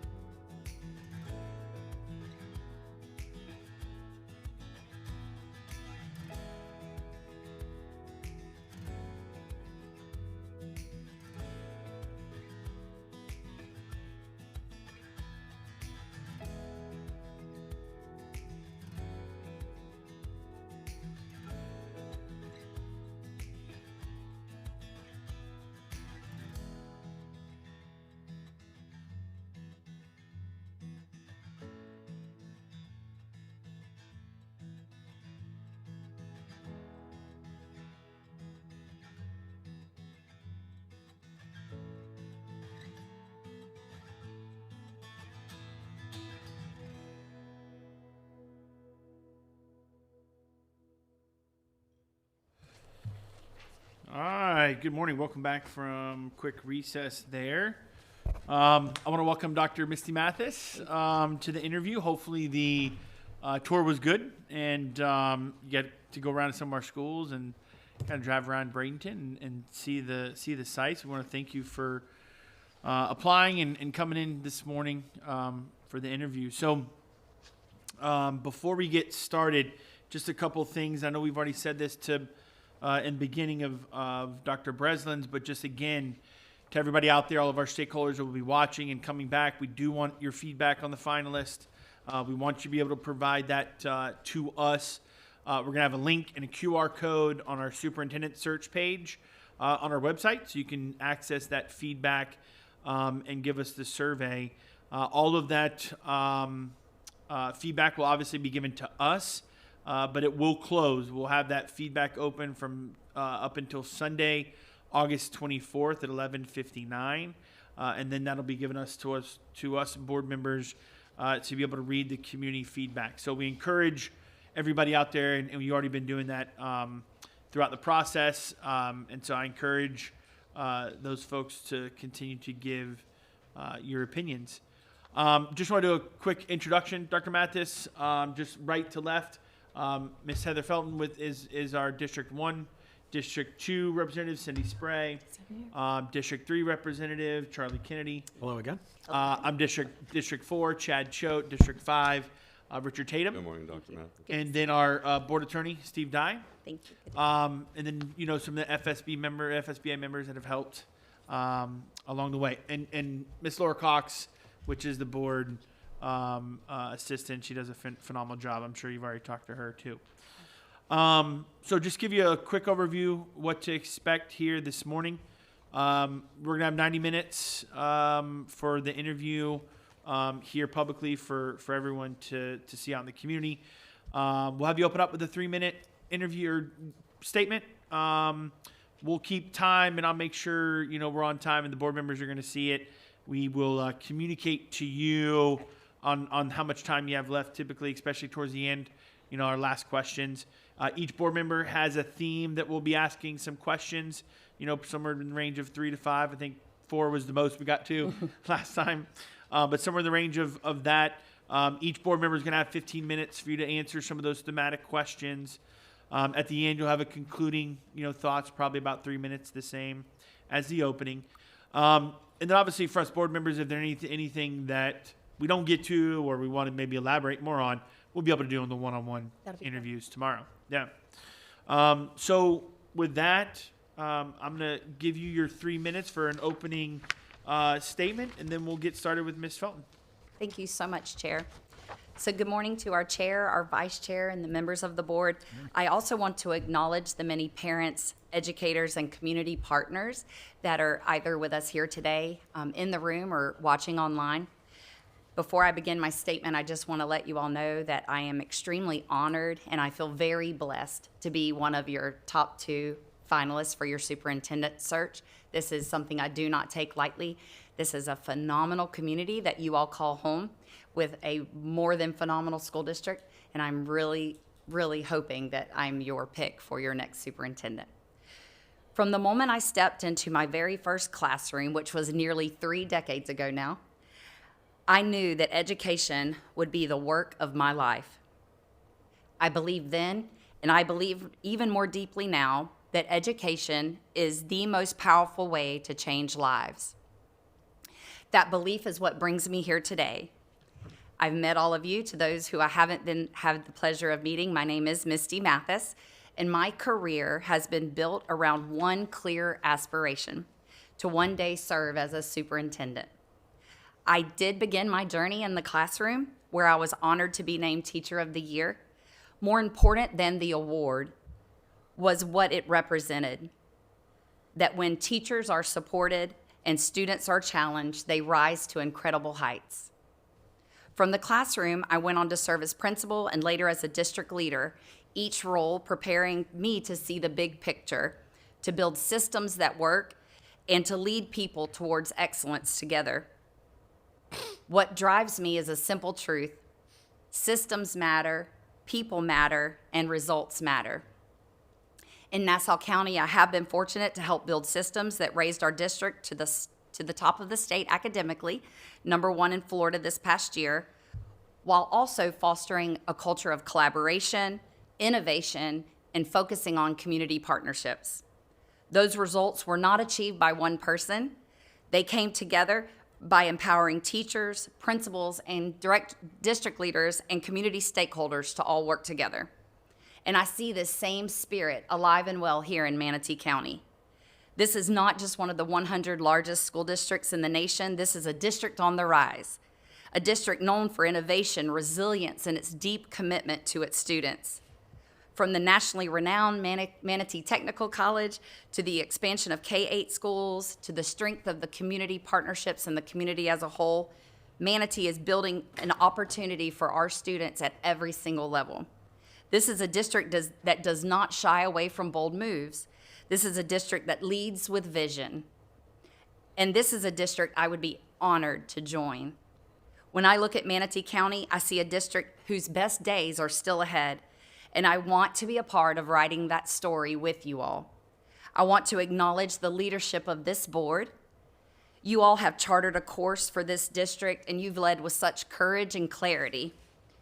You have always kept the students and the staff at the center of every single one of your decisions. A superintendent does not lead alone. It takes a board with the vision and a superintendent with the execution. Together, we then form one team, united in service to the children of this community. If I'm given the pleasure and privilege of serving, I will never forget that I work in partnership with this board, and that at the direction of the board on behalf of the students and families of Manatee County. So while I have always aspired to serve as a superintendent, my career has not been about racing towards a position. It has been about preparing to lead with integrity, with wisdom, and a relentless focus on students. And today I stand ready. I stand before you ready, not just because this has always been my goal, but because my experiences, my preparation, and my heart for children have led me to this moment. Manatee is a district on the move, so let's not just move forward, let's lead the way. It would be my greatest honor to serve this community as your superintendent, to join your team, and to help Manatee County on its next chapter of excellence. Thank you so much for the privilege of being here today. I look forward to sharing more about my vision, my leadership, and how together we can ensure Manatee County becomes not only a district on the rise, but a model of excellence for Florida and the nation.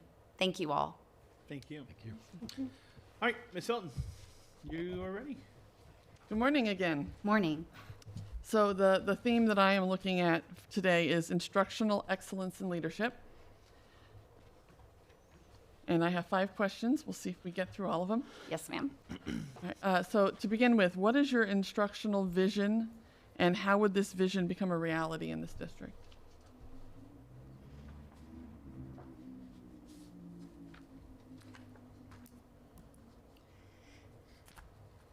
So I do want to speak to what I have here. So what I have done is prepared several different examples of variety of leadership and things that I wanted to pull from. So I have 1-pagers in front of me so that we can talk and work through these.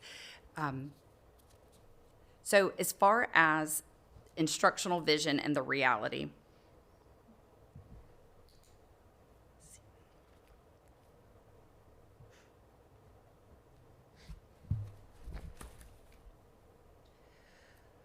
so what I would like to pull from for an example to answer the first question is an inclusive model that I established at Yulee Primary School.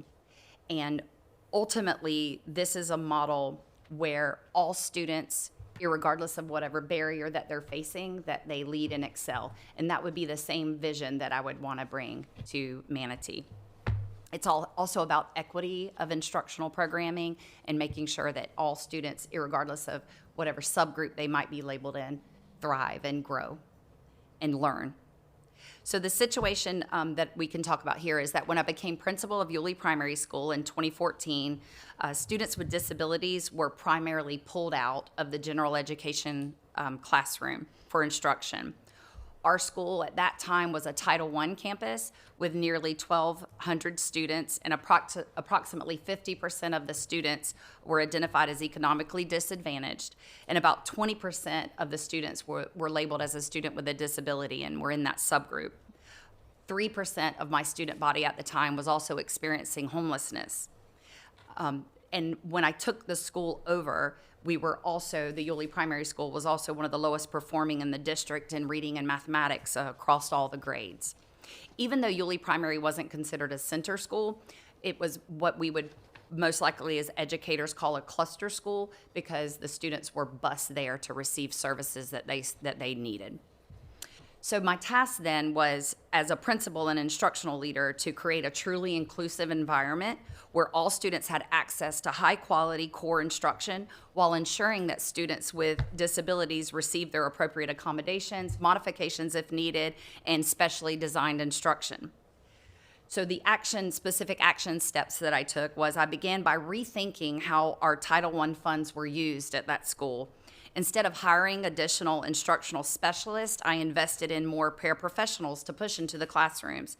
This allowed general education teachers to then run targeted small group instruction, while the paraprofessionals and the ESE specialized teachers provided specialized support as well.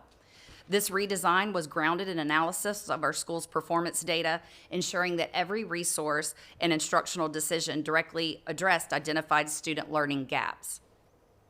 I also created a green and gold team, instructional teams at each grade level. Strategic, what that was, so they were the Hornets, and the school colors are green and gold. I love to tell you that they still use this today, even all these years later. So I created the green and gold instructional teams at each grade level, strategically placing 3 to 5 students with disabilities in each gold classroom to allow the ESE teachers longer, more consistent push-in service time blocks. I partnered with state discretionary projects to train all teachers in effective co-teaching models and inclusive practices.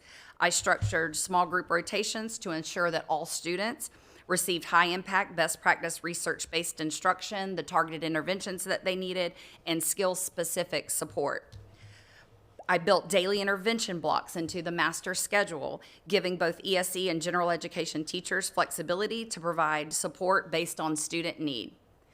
This model allowed fluid movement between the groups, ensuring that any student, general education or ESE, or a student experiencing homelessness could receive specialized instruction when data indicated a gap.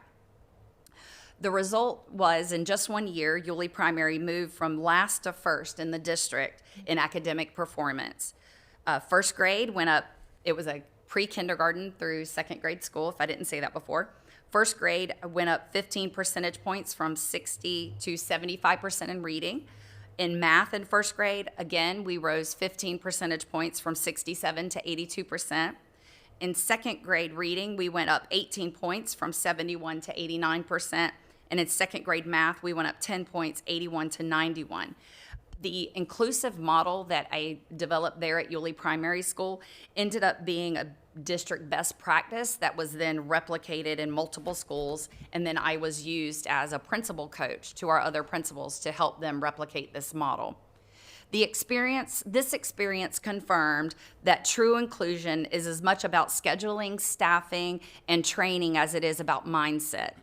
By aligning resources, schedules, and professional learning, we eliminated barriers for students with disabilities without lowering the expectations.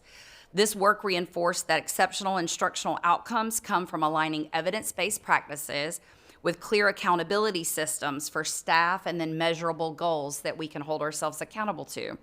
Importantly, this was a scalable system, one that can be successfully implemented in districts of any size. The principles of resource alignment, intentional scheduling, and consistent delivery of high-quality, research-based instruction remain constant regardless of the scale. Scaling is not about size, it's about replicating a proven system with fidelity. This success I had at Yulee did lead to my appointment as Director of Exceptional Student Education, where I then was able to scale this model district-wide as well as kindergarten through 12th grade. And as a former ESE person, I like to say age 3 to age 22. So a key factor in Nassau County later ranking #1 in Florida for ESE outcomes in reading, math, and combined results. I carry forward the belief that when systems are built to support every learner, all students benefit. All right. So my second question, what steps would you take to ensure that you stay in touch with what it's like to be a classroom teacher?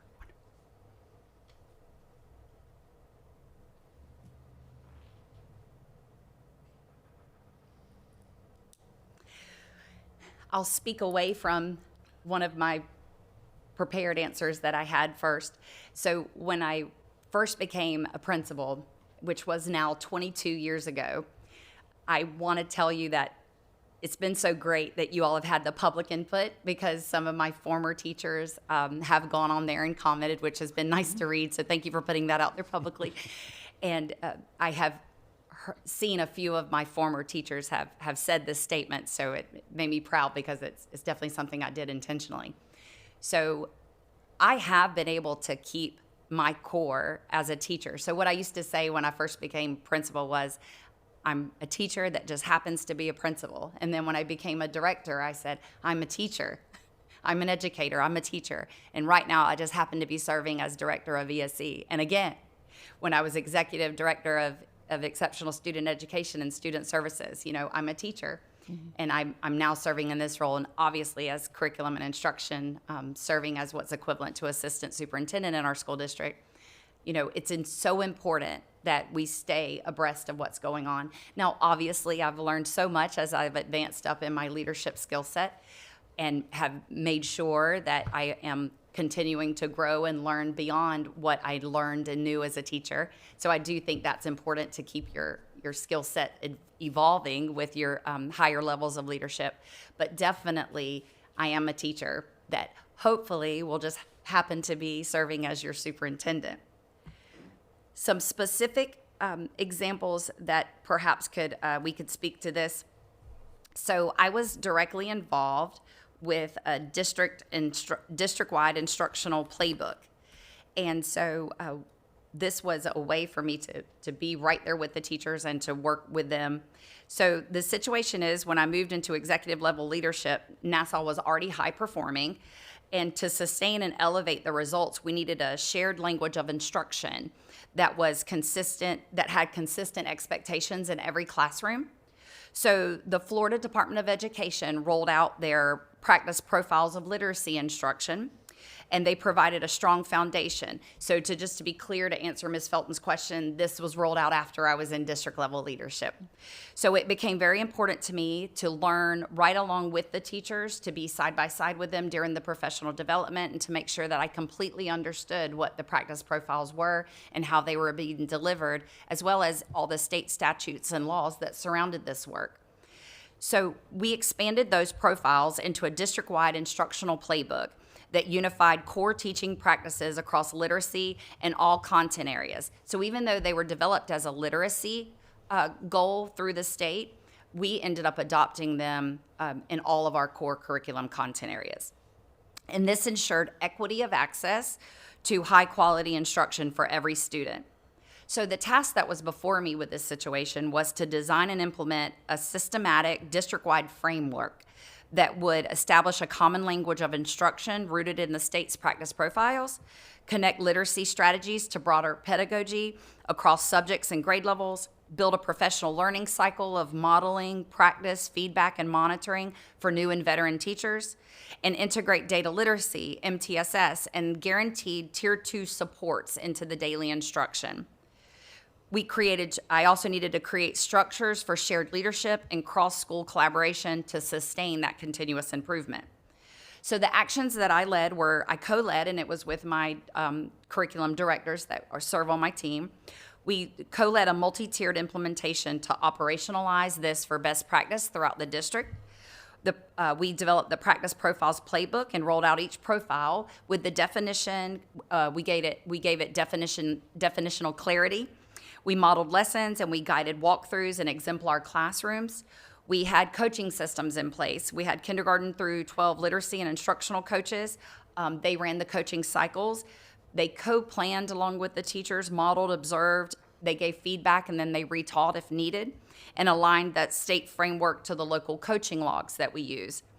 The new teacher pipeline, we emphasized there that extended orientation and a year-long Great Beginnings teacher program that we had, that we still have, program with mentoring, model instruction, and practice in the classrooms, and made sure that the gradual release model was embedded in our new teacher Great Beginnings program, which is a part of the FLDOE's practice profile under explicit instruction. That's a phenomenal example of that. Regarding phonics and literacy, we required 90 minutes of daily literacy plus an additional 30 to 45 minutes of phonics in kindergarten through second grade, and then we actually offer to third grade as needed. That came from this work as well. And data literacy and collaborative walks. We trained teachers to use data for instructional decisions, facilitated cross-school teams, principals, assistant principals, coaches, and directors were there to norm the expectations and ensure the equity of the instruction. And for the tiered supports, we standardized what we call daily tier 2. So what we have going on is like a constant tier 2 level of instruction to all of our students. We really feel like this is what helps with equity and what helps with the supports that all of our students need. And we do that through small group instruction and protected intervention time in the scheduling as well, and aligned with the MTSS processes and progress monitoring with the principal coach oversight. The result was that we sustained the top tier statewide performance, and as you know, we reached #1 in the overall district ranking. Some other really great results were that the ELA proficiency and core subject outcomes rose as classroom variability decreased. The teacher feedback reflected greater clarity of expectations and confidence in using the data for instruction. The data literacy piece to this was really huge for our teachers to understand that. The new teacher retention and the early career effectiveness improved through our structured supports. We just had the fewest number of teachers that we needed to hire this past year. And we had cross-school collaboration, normalize best practice, and strengthen equity of instruction. So takeaways here are excellent scales when it's systemized, by anchoring instructional expectations and state-aligned practices, in the state-aligned practice profiles, and building coaching and monitoring cycles and protecting the time for interventions. We created a durable, replicatable system. And regardless of where the students live or the barriers that they face throughout our county, and this is the leadership approach that I would bring to Manatee. Clear framework, shared ownership, and relentless follow-through, while also making sure to be arm in arm and hand in hand with our district leaders, our principals, as well as our teachers. Okay. Well, I only have a minute left, so if you want to make a really short answer, have you, and how have you, if you have, addressed employee retention? Wonderful. So, really short answer coming up. We feel that I know that what is helping with employee retention is by offering the supports to those new teachers as they come in, but then not only offering the supports to the new teachers, but then also providing the supports throughout their tenure, making sure all of our teachers feel supported, focusing on things that the teachers need us to do. I do believe that we need to look at deregulation of some of the things that our teachers are required to do, and really focusing on, the class size and making sure that we're doing everything that we possibly can to support our teachers. The specific task that we did around this was to expand our new teacher program. We went from just a couple of days of a new teacher program to a 5-day long new teacher program. And then what we also did was we partnered the teacher with a mentor, and then had the mentor teacher program be an annual program where the teachers come together 4 to 5 days throughout the year. And we model these things for them. We show them our instructional expectations. We go out into the classrooms with them, provide them support, and then we show them on the campuses during the 4 to 5 visits a year. We actually show them a model expectation of what we have. And we're hearing feedback from our teachers that that program is why they decided to stay. All right. Thank you. Thank you very much.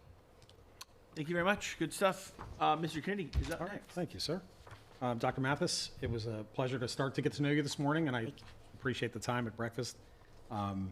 My theme is performance accountability, and I started with 6 questions. We're probably only going to get to 3 Yes, sir. at the time we have. And for number 1, this question is about student achievement, and during Mrs. Felton's time, I think you really covered beautifully the Yulee primary model. Got it. So if in your answer you could focus on middle, maybe later elementary, middle, high school student Yes. achievement. Thank you. But how have you improved student achievement in your current school district, and what would you do to improve student achievement in our school district? Thank you. I will focus on high school example. Great. That'd be great. So in 2024, so just here this last school year, the district-wide data for our school district revealed that many ninth grade students enrolled in Algebra 1 really had foundational gaps from their 8th grade FAST PM3 results. So when we analyzed that PM3 data coming into the 9th grade and then the students being their first time into Algebra 1, we really noticed that these gaps were there. These gaps threaten students' ability to succeed in Algebra 1, which is a gateway course, as you all know, for graduation and higher level mathematics. Left unaddressed, these challenges would negatively impact performance on Algebra 1 EOC exams, overall graduation rates, and long-term readiness for their post-secondary opportunities. So the task that was before me is that Executive Director of Curriculum and Instruction. I was responsible for co-leading with our high school director, of course, a systematic intervention effort to ensure students entering Algebra 1 had targeted support aligned to their identified skill gaps. The goals of this targeted Algebra 1 intervention was to identify benchmarks from 8th grade through the FAST PM3 results that were most critical to the Algebra 1 success, embed interventions directly into daily Algebra 1 instruction, to build our teachers' capacity to address those prerequisite skills that are so important, and to collaborate with high schools throughout the district, consultant, and instructional teams to drive improvement. So the actions were that we co-led this initiative in collaboration with our superintendent, the director of high schools and support services, and the high school principals. And the key steps that we took was during this exploration with our superintendent, we realized that we wanted to bring in a consultant for this work. So we partnered with an educational consultant to analyze 8th grade FAST PM3 results. Then what we did was we identified key prerequisite benchmarks, which were foundational to Algebra 1 success. We designed that intervention model that embedded those benchmarks into the current Algebra 1 instruction, rather than rely on any sort of pull-out type of remediation or additional time. We did it right there into the course. We engaged math coaches, principals, and Algebra 1 teachers in professional learning to apply this approach. We developed processes for using local assessments, and we discussed grading practices to reinforce the identified benchmarks. We coordinated, one school took the lead on this, and then it ended up being adopted district-wide, but we coordinated what we call win time, which is what I need in instruction, and other intervention structures to provide the additional targeted support that these students needed. And the result was this work united the district and the school leaders around this focus of Algebra 1 intervention. And this plan really united us as a district throughout the high schools. The high school data from 2025 reflected meaningful progress.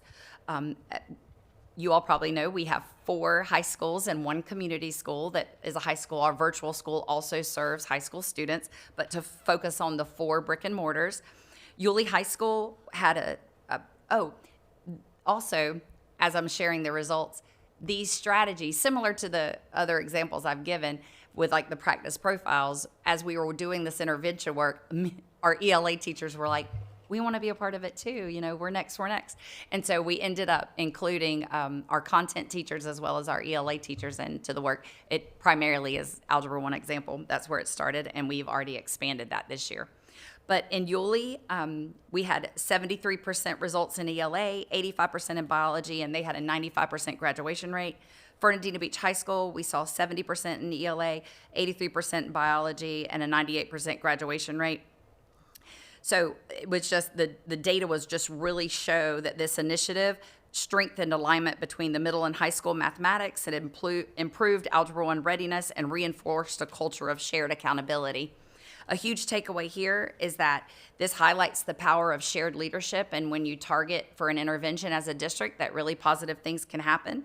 And by embedding the prerequisite skills into the daily Algebra 1 instruction, we improve readiness and achievement in a critical gateway course.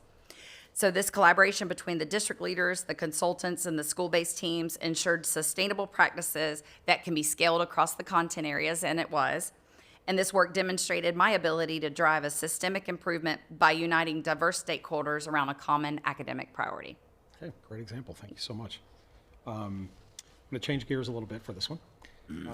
What steps would you take to create a culture of high expectations for our employees?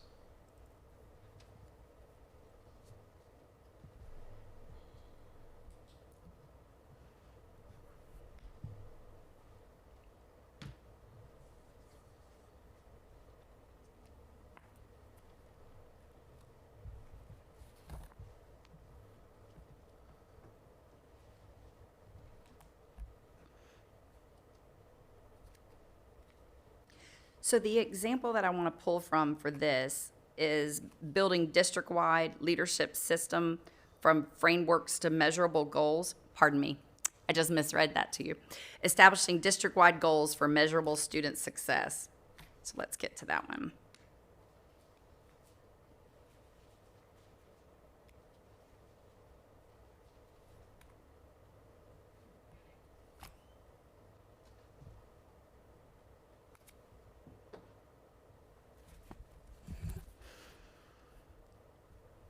So at the beginning of the 24-25 school year, the Nassau County School District did not have a clearly defined, measurable district-wide goals process with a public accountability framework. We did not have that in place.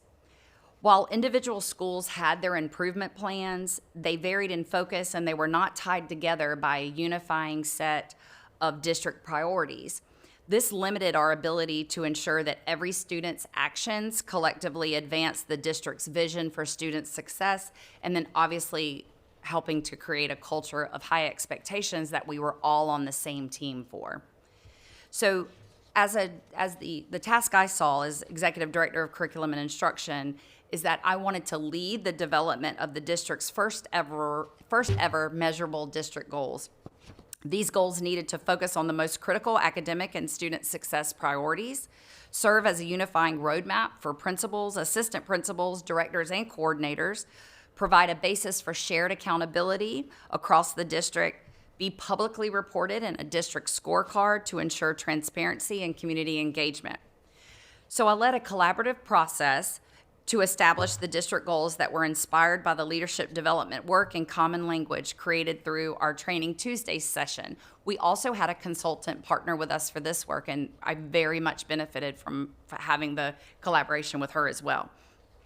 We incorporated elements from the Florida Educational Leadership Standards, as well as the 9 Principles Framework from Hardwiring Excellence in Education. That was the root of this work. So the steps included data review. We analyzed multi-year student performance trends, subgroup data, and state rankings to identify the high impacted focus areas that we all needed to have these high expectations around. We sought stakeholder input. We engaged principals, assistant principals, district directors, coordinators, teacher leaders in developing goal priorities and defining our success measures. We did our goal development. So what we did was we created clear, measurable goals in the areas of academic performance, graduation rate, chronic absenteeism, as well as subgroup performance. We were looking at our students with disabilities as well as our economically disadvantaged students. Then we sought to seek process integration. So we embedded these goals into leadership practices, including school improvement planning, administrative data chats, professional learning focus areas, as well as mid-year monitoring. And then, like I said, we have that public accountability piece. So we designed and launched the first ever Nassau County School District scorecard, a publicly available report showing progress towards each of our goals. and that's updated annually. So the result is this: in 24-25, our district goals set a clear direction and measurable expectations for all students. By the end of the year, Nassau County did end up ranking number 1, but more than that, we were so excited about the progress on these individual goals. So from the ELA achievement, we were hoping for 67%. We were hoping to grow from 67% to 69%, and we actually exceeded that goal and had 73%.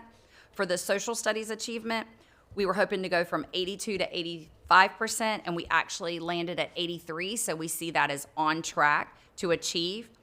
In science, we were hoping for 72 to 75 as a goal, and we actually exceeded that goal and landed at 77.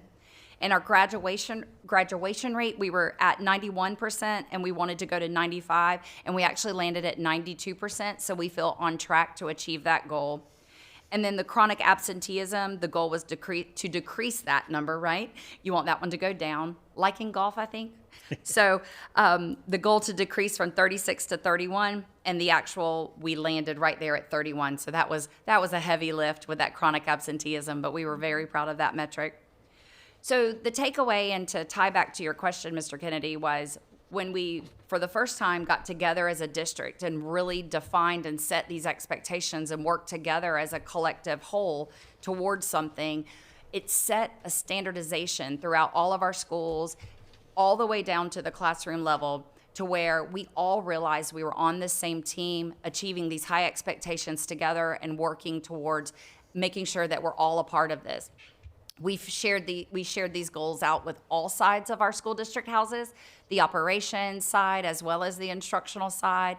Everyone from business services on throughout everywhere knew our district goals and what we were achieving. We did create graphics, and we were, sharing those out and updating those and keeping us all marching. And we had a theme last year of Champions Row as One. And so oftentimes we would say that, we're all rowing in this together. And it really helped elevate everyone when we were all working together for this. So thank you. Wow, it's very specific and detailed answer. I appreciate that. Yes, sir. Now I'm going to ask you to just drill down a little bit Okay. into the same, into the topic of metrics. Okay. And this will be my last question. So Yes, I've sir. got about 3 minutes, so take your time. Yes, sir. What do you feel is the single most important piece of data? And I'd say if it's not a single piece, maybe one or two. What do you feel is the single most important piece of data that will drive our district forward, and why?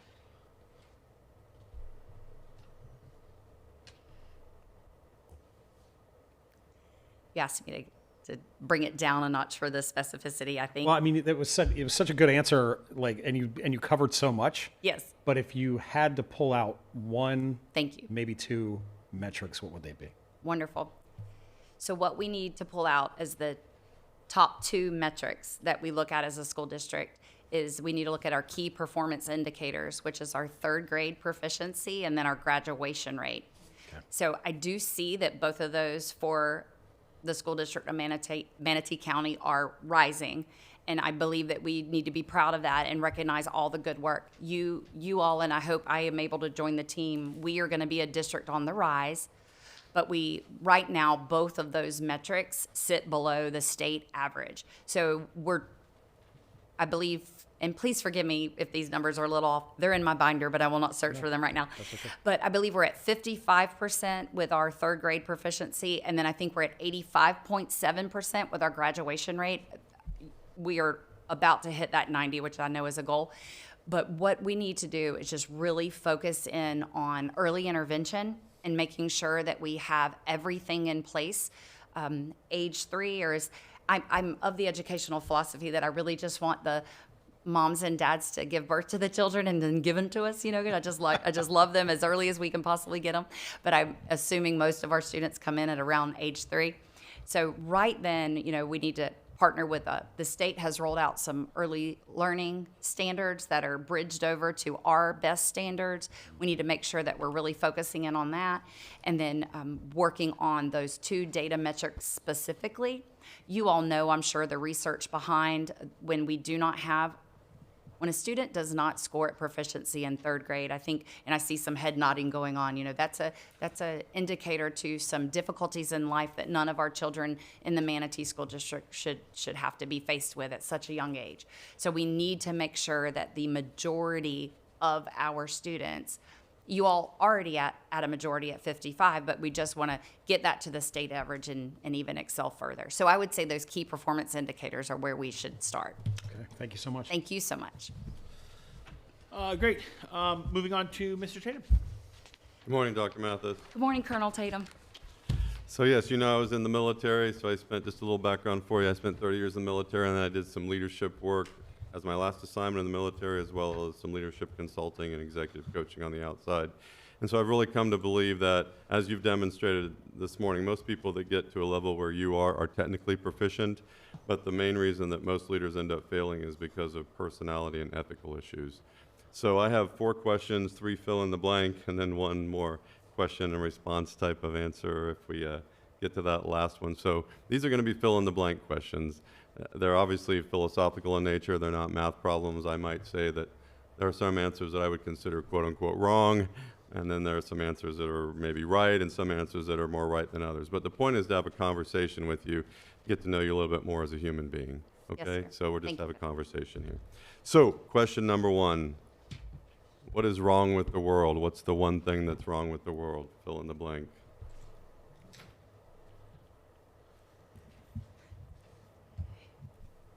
I know I'm listening to you, and I know that we're supposed to have a conversation. It is hard to sit here and, I want to speak from the heart, and I want to, Please just answer it. I do hope I don't get one of those wrong answers. So I do not think that anything is wrong with this world. What I believe is that we have human beings doing the very best that they can with the very best that they've been given. And yes, mistakes are made. Yes, trials come our way. Yes, storms come our way. Situations sometimes do not always provide an opportunity where a person can be their very best or show their very best. So perhaps that feels like something that is wrong. Also, as I'm having a conversation with you, it's making me think of our students that experience trauma and how important it is that we have trauma-informed care. I actually was very happy to read that in your strategic plan, that you all had a whole goal around that. And so I think that that's amazing that you all had already recognized that as a district and how important that is. In those situations when our students come to us and they've experienced trauma in a variety of forms, it's so important for us as educators to come alongside of them and support them and make sure that we're responding in an appropriate way to perhaps something that was considered wrong in the world, right? That had occurred to them, obviously. So I really do think that there's a way that we can overcome any wrongs so that we can move everyone forward. Great. That's a very positive answer. It's a very positive answer. I'll ask you to consider an answer that a writer that I kind of like gave. And so he was a philosophical and theological writer, wrote towards the end of the late 19th, early 20th century. And in the Daily News in London on August the 16th of 1905, he gave the answer to what's wrong in the world as I am. Oh, great. So what are your thoughts about that? Well, I appreciate you teaching me today because I don't did know not about know that, that but- writer or the reference, so thank you for that. Well, my reaction to that is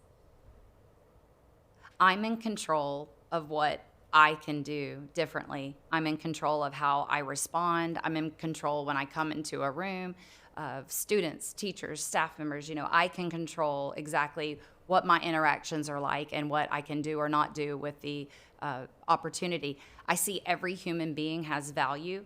And so when I come into situations, I really am looking to learn from them, see what types of things that they can offer to the situation that I can learn from them, as well as what value I can bring to them in the interaction.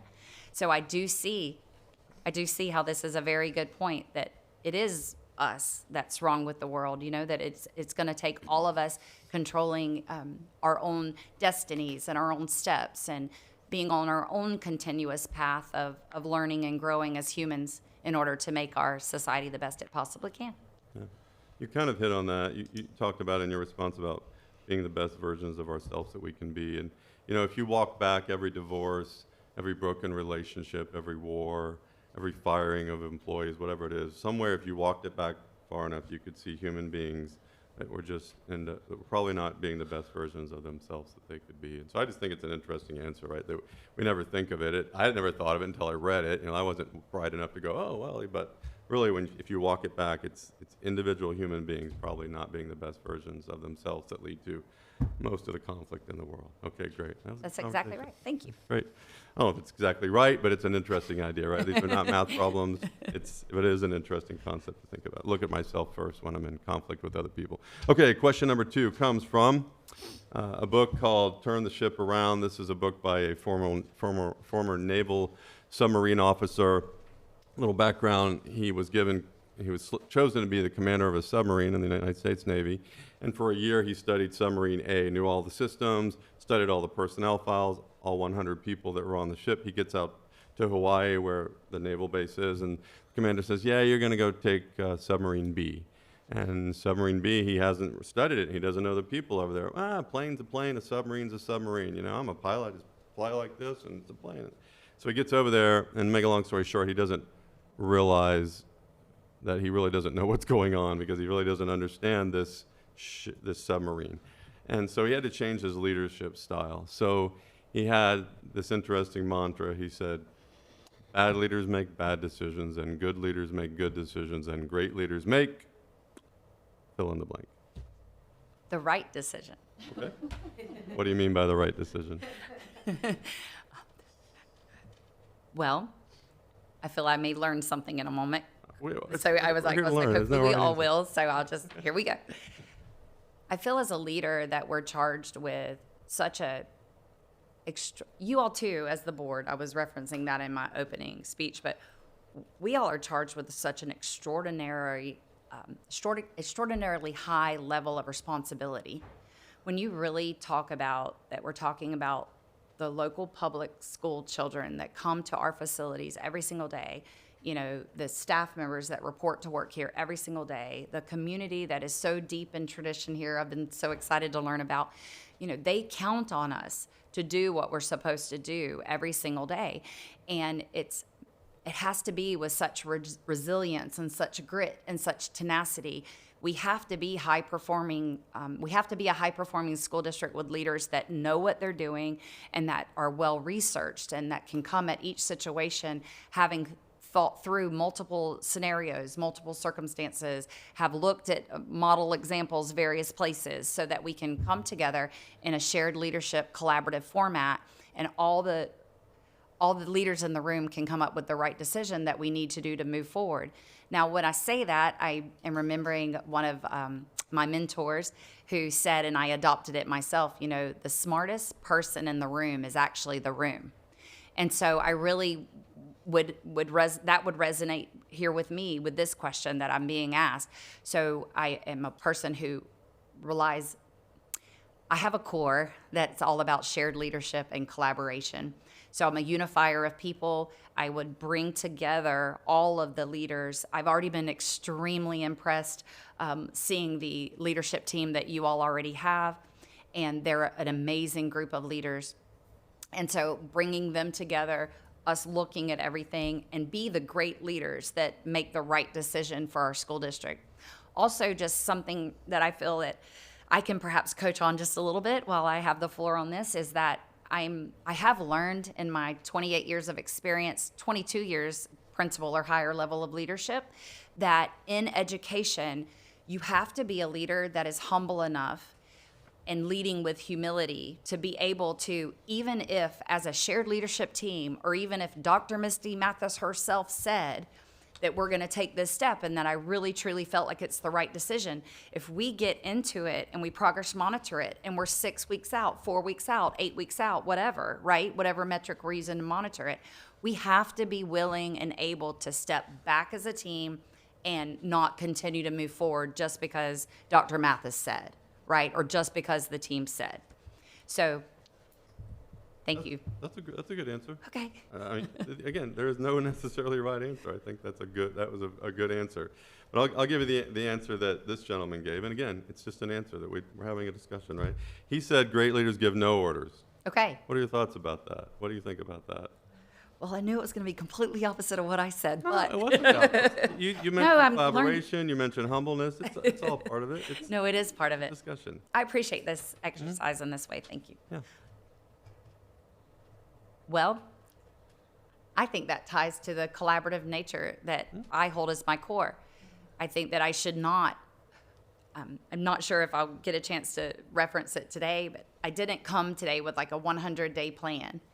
Instead, what I came with is a 4-step framework that I want, if you all select me, if I'm blessed enough and honored enough to be your next superintendent, that I want to come into the district with. And the very first thing I'm going to do is listen and learn from everyone. So it should not be that I come in and give orders this or major changes to that. I need to get in here and really listen and learn, from everyone. So I can see how the writer is saying there, don't give any orders. Instead, and I did not read the book, but most likely come to consensus, come to what is right for the organization or the business or the school, and then move forward. So thank you. Yeah, you're welcome. He came up with the idea that's called intent-based leadership, which instead of telling people go do and going down into the organization, he just wanted people to say, here's what I'm going to do. Sir, ma'am, I intend to do this. And it's kind of goes to what you were talking about, this collaborative idea, where obviously, as a superintendent, there are decisions you're going to have to make, call them orders. Yes. The philosophy was I train the people technically to know what they're supposed to do. I give them the vision, they know the mission, and then I make them responsible. So they're responsible instead of just waiting around for the boss to tell people what to do. It's an interesting idea, whether or not you're chosen. If you want to have I can send you an interesting video about this intent-based leadership. It's really funny. But he had great results. The year before he took command, nobody re-enlisted. The year after he took command, everybody re-enlisted. Oh, wow. The year before he took command, it was the worst submarine in the Navy. The year after he took command, it was the best submarine in the Navy based on inspection results. So there you go. It's an interesting idea that I had never thought of, because especially as a military guy, I give orders, right? Yes. And people follow, and that's what I do. And he got out of the order giving business and turned his ship around. So the third question, which will probably be our last question. We have 4 minutes, by the way, just so you know. Thank you. So thoughts of a philosophical fighter pilot, a gentleman named James Stockdale. He was the senior POW prisoner of war in the Vietnamese prisoner of war camps. He spent 2,718 days in those camps, which comes out to about 7.5 years, was tortured 19 times.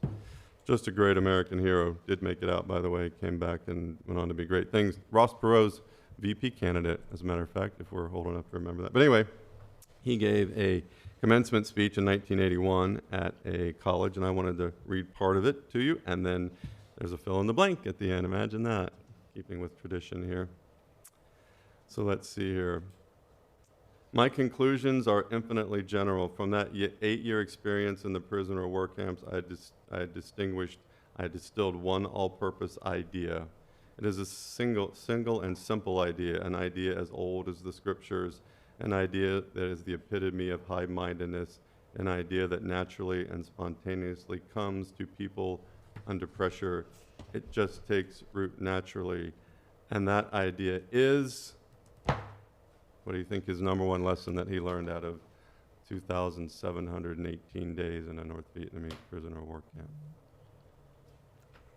Wow. Before I speak to that, I'd like to speak from the heart for a moment. Good. So I'm very blessed to be the daughter of a decorated soldier, war hero. My father was in the military, served proudly in our military for 28 years. I'm an Army brat.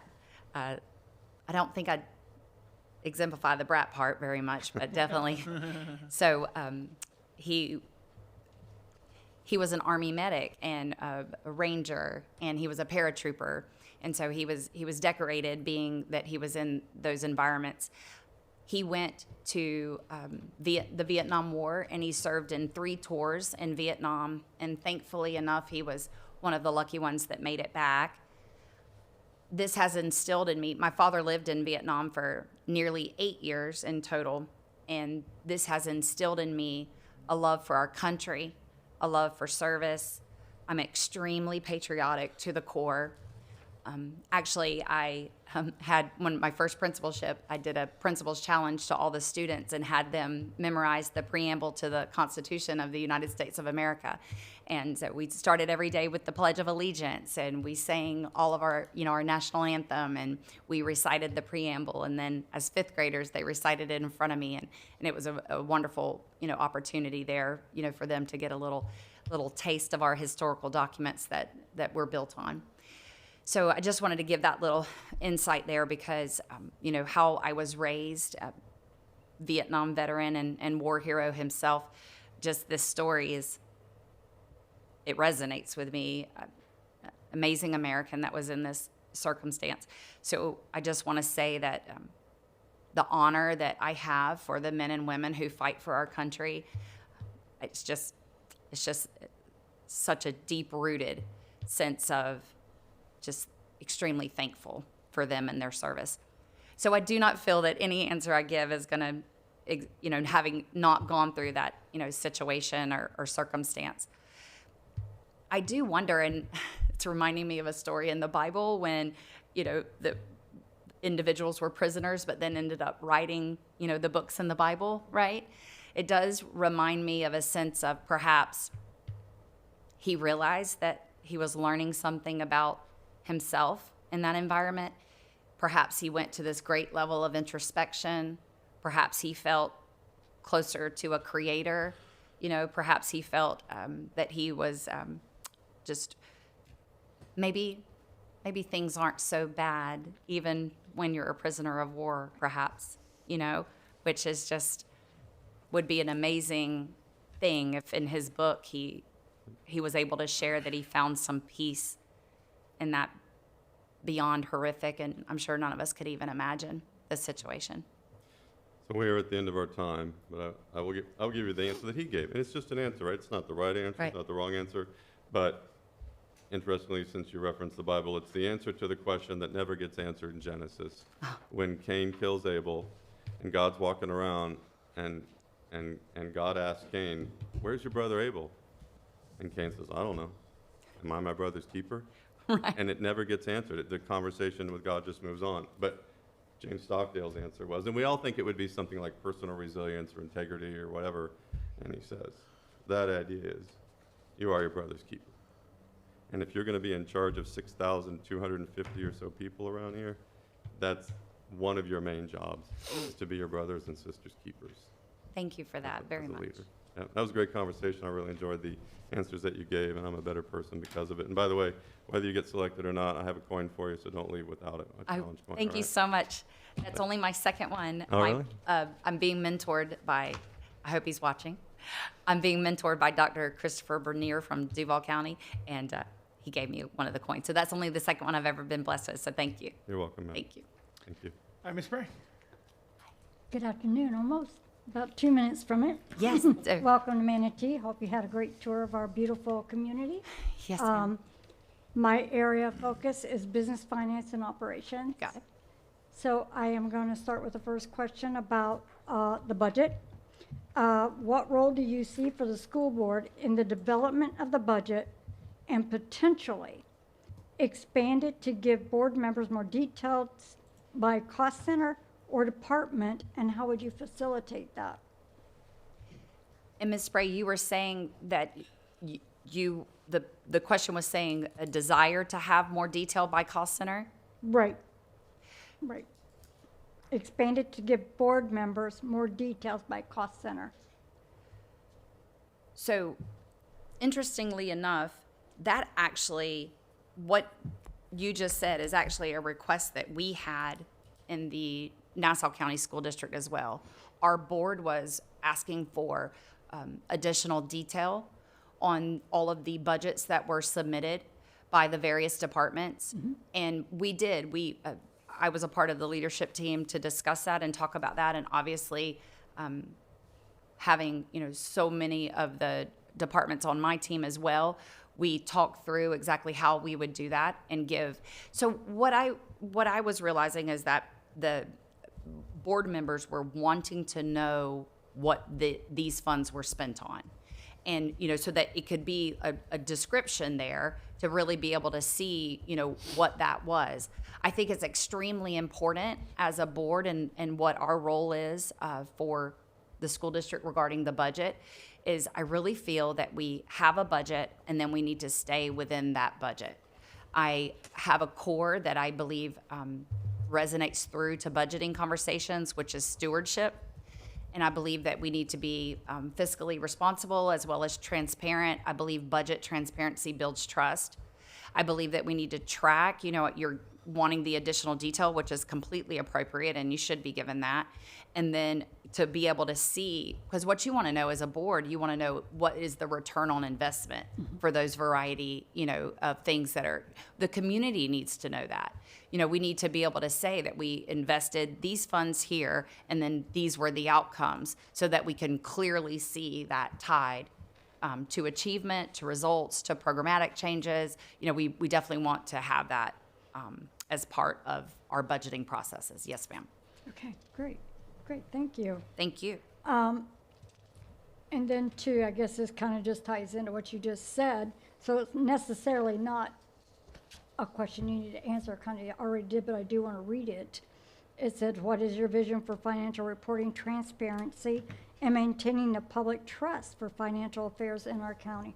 So you kind of tied that in with question number 1. So thank you, kind of did 2 birds with 1 stone there. So number 3 is going to refer to vendor relationships. So I'll let you get to your there. How would you approach procurement and vendor relationships to ensure the district receives quality services and products at competitive prices while maintaining ethical standards? And the reason I picked this question is because I'm a firm believer in, local. When local invest, they take pride in what they're doing, whether it's building a school or building a program. Community leaders that support programs like the Bishop and other organizations in our community. So that's why I kind of wanted to lean toward that kind of Yes, question. ma'am. Thank you very much. So as I start to answer this question, I do want to say to you all that it has been so obvious to me as I have, so to back up one more step. So I intentionally considered applying for appointed superintendencies for over 1 year, where my home district, it's an elected process. And I did not feel like I was called to be an educator, but perhaps not called to an election. So I wanted to seek, as you all are, you all did phenomenal with your election. We understand. You all did phenomenal with your election, so congratulations there. So that is just my truth and my core with that. So I do like to just share my truth that I'm intentionally reaching out to appointed superintendency searches to try to be a superintendent, being that it's a career goal. When I started researching the school district of Manatee County, almost immediately it was extremely obvious to me the community support that is here, the traditions that are here, the outpouring of support to the local public school district. I could go on and on and on trying to keep with time and get to the question, but it was extremely obvious to me. I'm even today on the tours, I heard, I'm a 5th generation Manatee High School, what I mean? I'm a 3rd generation Palmetto Elementary, right? And so it's so amazing to hear this, former students teaching at the schools I visited today, it's really amazing the community that you all have, and I hope I get to call it home as well. I even heard that someone talking to me today had relocated from New York and really thought that they were only going to be here for a minute, and now it's 30 years later. So I definitely can see that people come here, stay here, and just do not want to leave. So, but to tie into your questions, I definitely do think that vendor relationships are important. What we have to ensure is that we have oversight of any project that we have. So we need to be able to have a system in place to where we can have oversight of that vendor and that they can respond to the expectations that we set for them, and that they understand coming into the situation of being blessed to be one of our vendors, that we will be visiting the work site, we will be checking in, we will be wanting regular updates.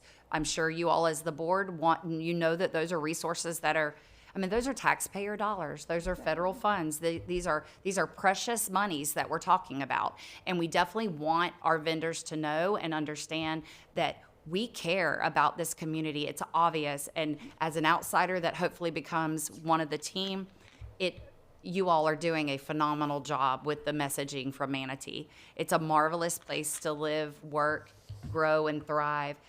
Extremely impressed with the economic development that's going on around, extremely impressed with the work of the chamber, just a lot to be proud of. And I think to what you were saying, Vice Chair Spray, is, we need to perhaps elevate our local vendors and really give them the due that they're owed, because they're most likely our former students. They're most likely our families. They're right here in our communities. We want to really have them come and be a part of what we're doing.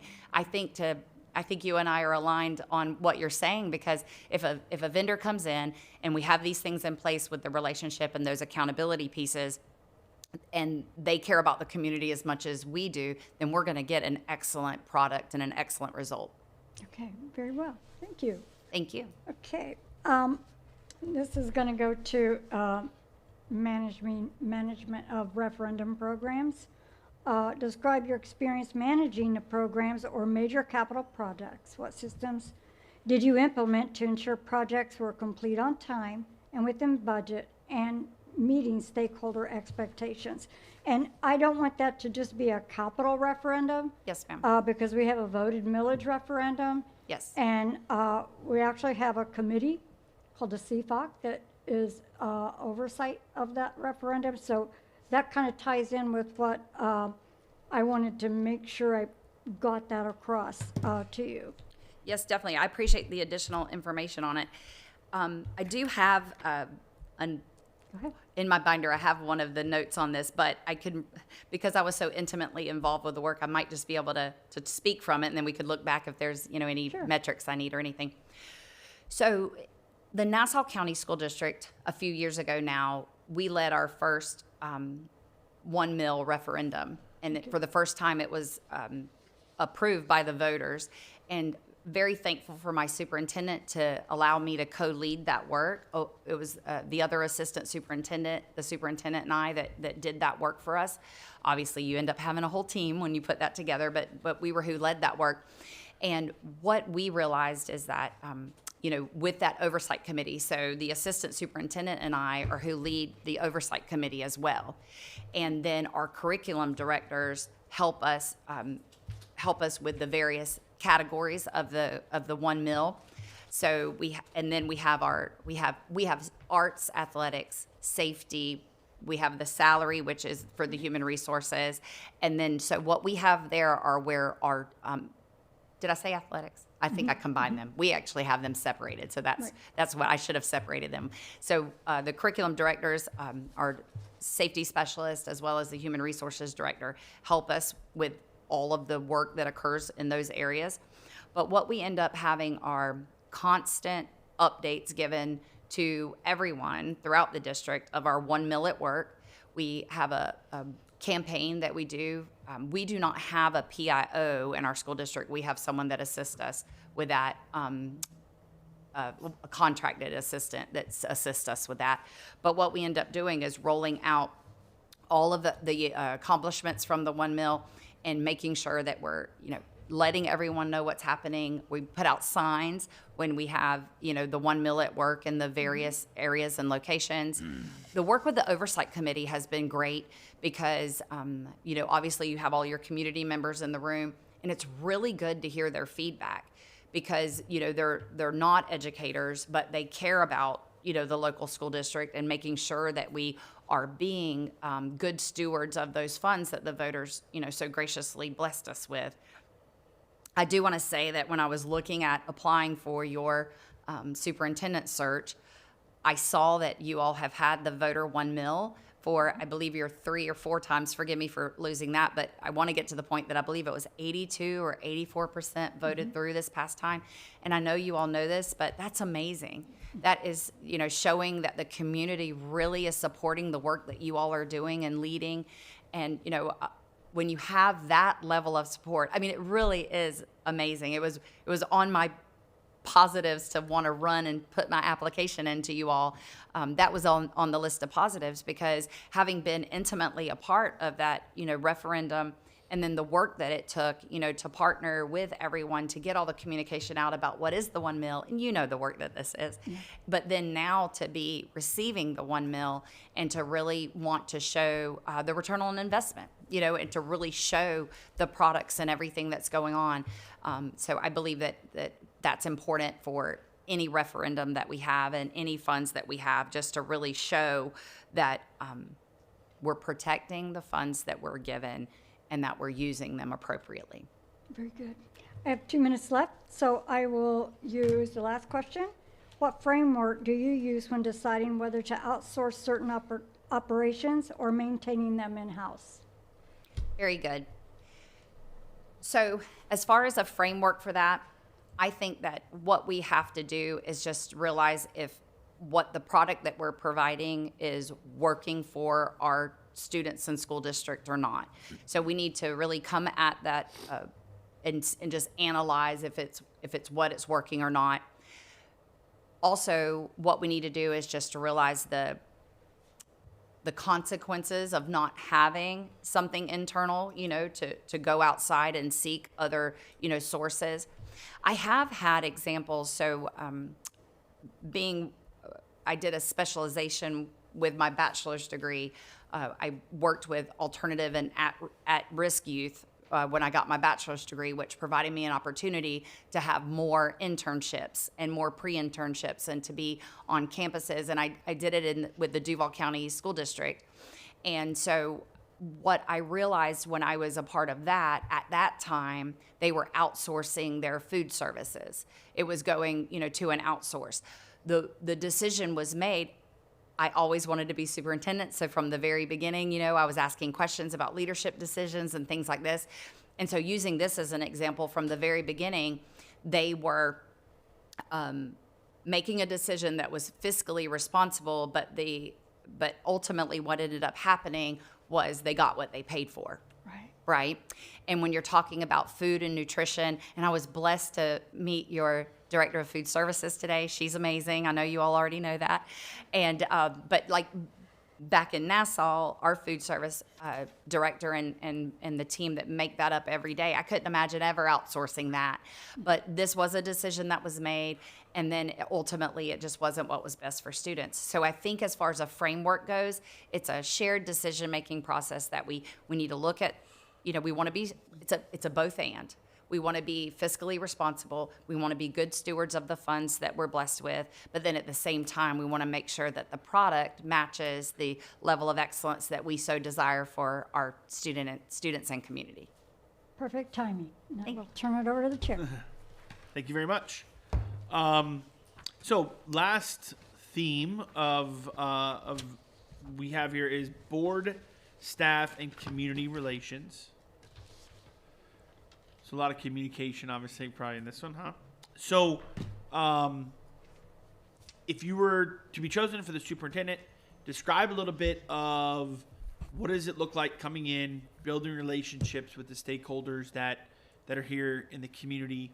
Obviously, the parents, the students, the teachers, people in the community. Describe what it looks like. Wonderful. So I think what I would like to talk about there is, like I referenced before, I don't have a 100-day plan, so to speak, but I do have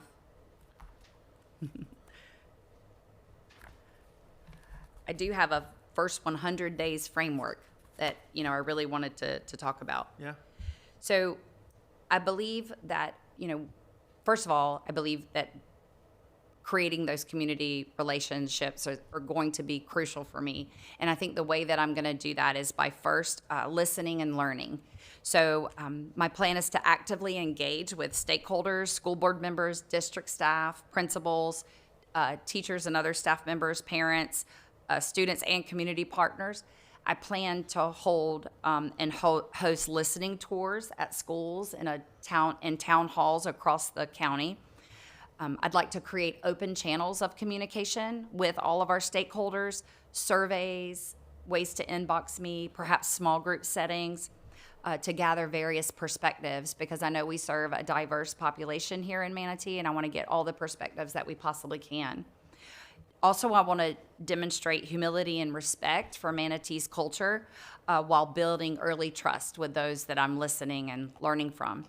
I will say that today on the tours, I already was trying to show this in practice and was already, I feel, building some good relationships with the individuals I was blessed to be in contact with just today. After that, I plan to audit the context, which is to conduct a comprehensive review of the systems, the finances, the operations with a stewardship lens, benchmark current student achievement and accountability data across Ready 2026 goals, review policies, contracts, and organizational structures for efficiencies and barriers. I do want to use a SWOT analysis to ground the work in evidence and transparency. I was trained with strategic planning with my doctorate degree, so I'd like to utilize that as well. I think that we're clarifying the goals with all the stakeholders that we come in contact with. So we need to synthesize the listening and audit findings into clear, measurable priorities for the school district, and then communicate those out with all the stakeholders. Ensure the goals are student-centered while reflecting board priorities. I believe our priorities should be fiscal discipline, the safe schools, and obviously the confidence that those community members have in us. We would want to continue that. Align goals with our current strategic plan, but then I'm sure we're right here ready for a new strategic plan, which it would be great to partner with you all as we did that. And communicate goals to publicly fuel unity, focus, and the momentum. And then I would like to cultivate visionary alignment with all of our stakeholders. So establish a shared vision rooted in excellence, stewardship, and innovation. Create leadership alignment with the principals, the directors, the staff through professional learning and shared accountability, and engage all of our community partners, our business leaders, and the parents to reinforce the collective ownership. Also, I have ideas. Of course, we could discuss it to see if this is aligned with what you all think would be best as well. But I have ideas of having a superintendent community cabinet. I would like to have community members come and be a part of a superintendent's cabinet that's actually community focused and has business leaders and those around. Also, and I'm borrowing this from my superintendent, she's superwoman and she's amazing. And I just could not be where I am today without my superintendent. But she does a superintendent's advisory council. And so she does it with students. And I would like to expand that.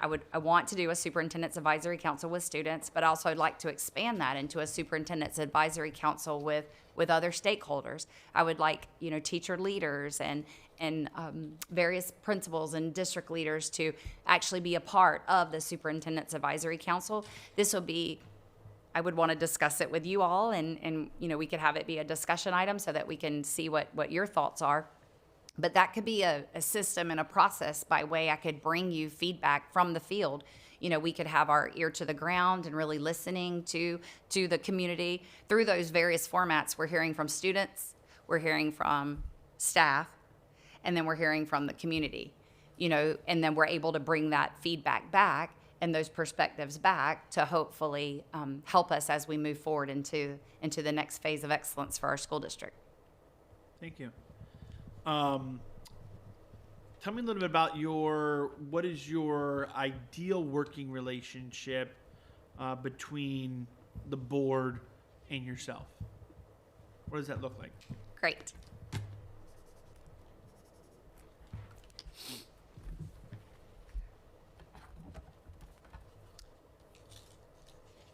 So I started a book study with our district leaders last year, and it was work rooted in research by Robert Marzano, and it was called District Leadership That Works. And when we got to chapter 5, I realized that, and of course it was when I got to chapter 5 because I was preparing to lead the book study with them.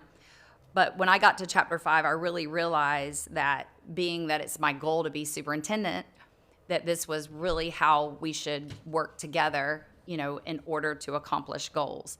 And so what I really realized is, and this is rooted in research as well, so this research shared that when you have a superintendent with longevity is when you're able to have a school district that reaches its highest potential of for the accountability measures. So when a superintendent and a board have longevity and longevity together, they're able to really make a marked difference in their school district as far as results go.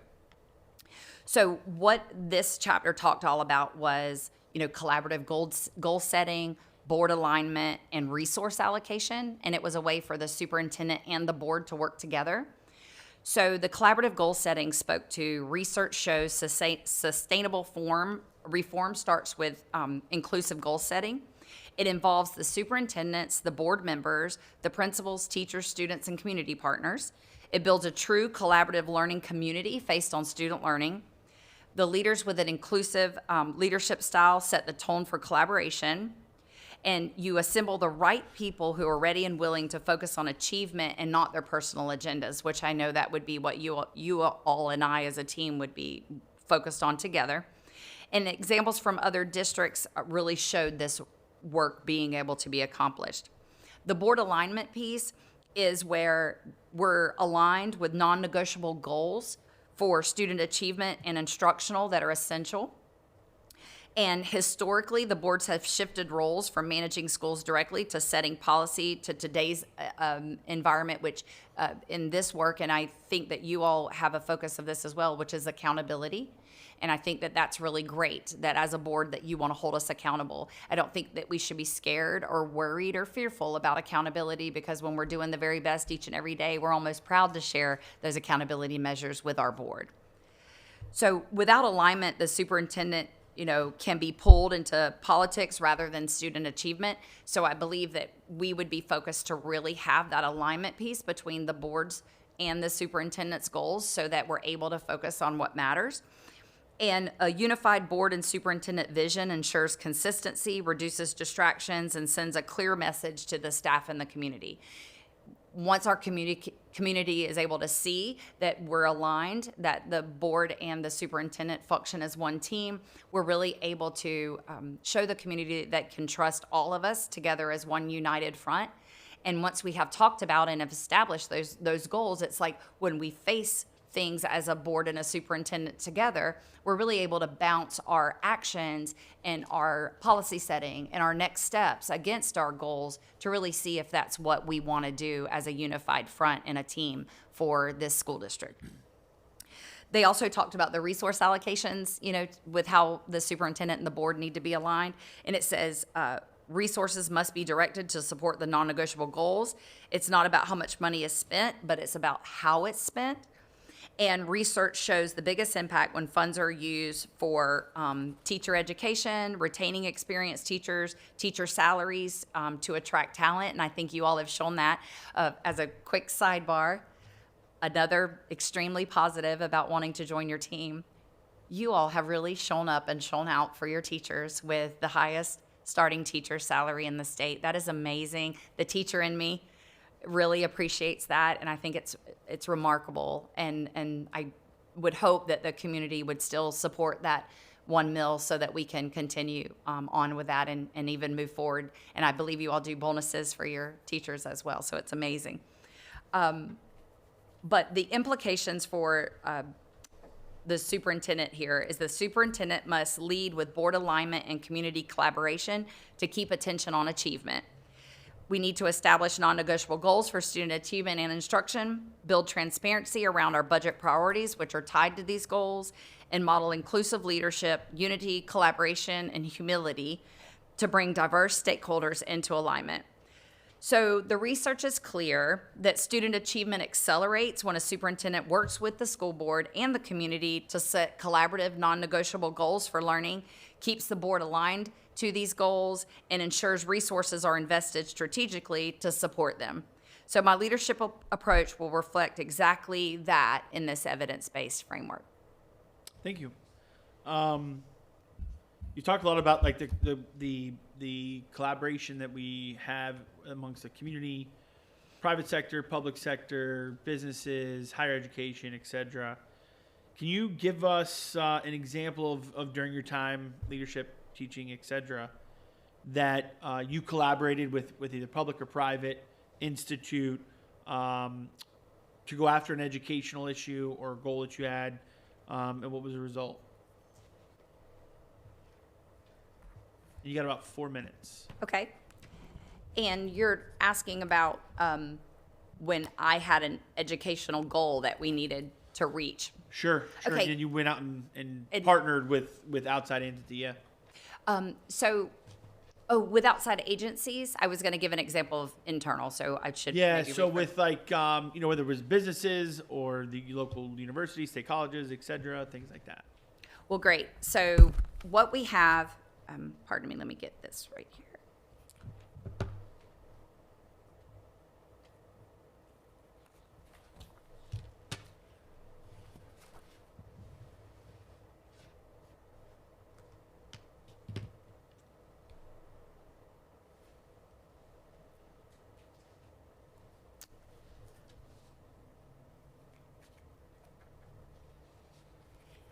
And I may not have time for the full answer, so I'll speak away from the paper for a moment.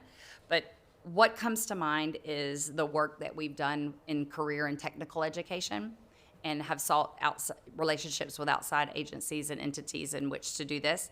So the situation here is that Nassau County Schools sought equitable and rigorous career and technical education across all of our zones.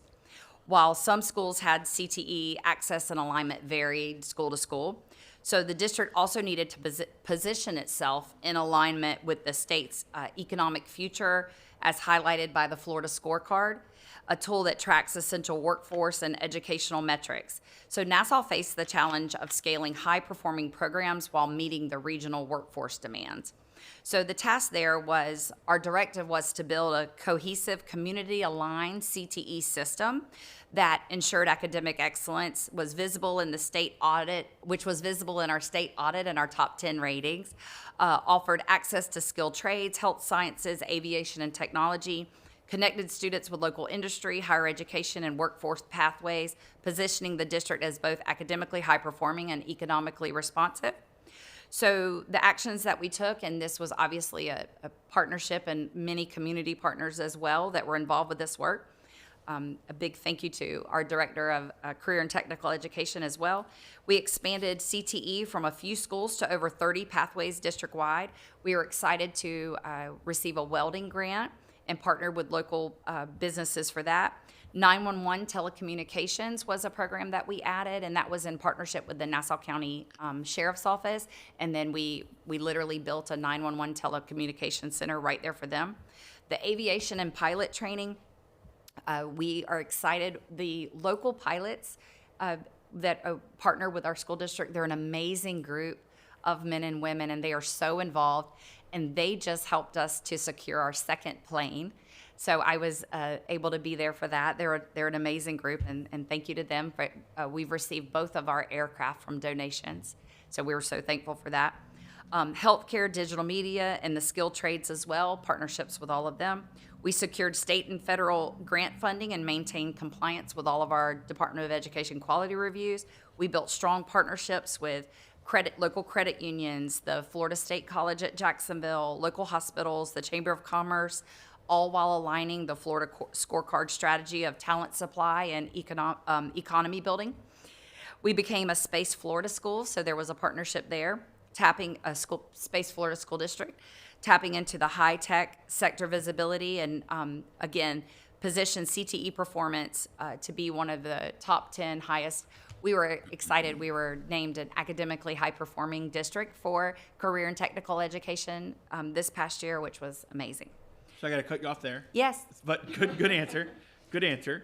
And we'll, I know for me, it'll be to get more involved in that in our Yes. one-on-ones for sure. But I'm not the dictator of the time here, so I'm just the one that follows. But I want to thank you very much for your responses this morning into this afternoon. As we peppered you with the questions, I do want to give you 3 minutes for some closing remarks, not only to us as the board, but the community watching as a whole. So I'm going to give you 3 minutes for that. Thank you. Yeah.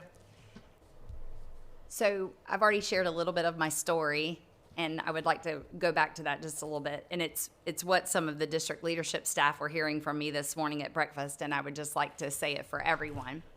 So this was an extremely intentional decision on my part to decide to apply for your superintendent search. I want you all to know that you are already a phenomenal school district doing phenomenal things.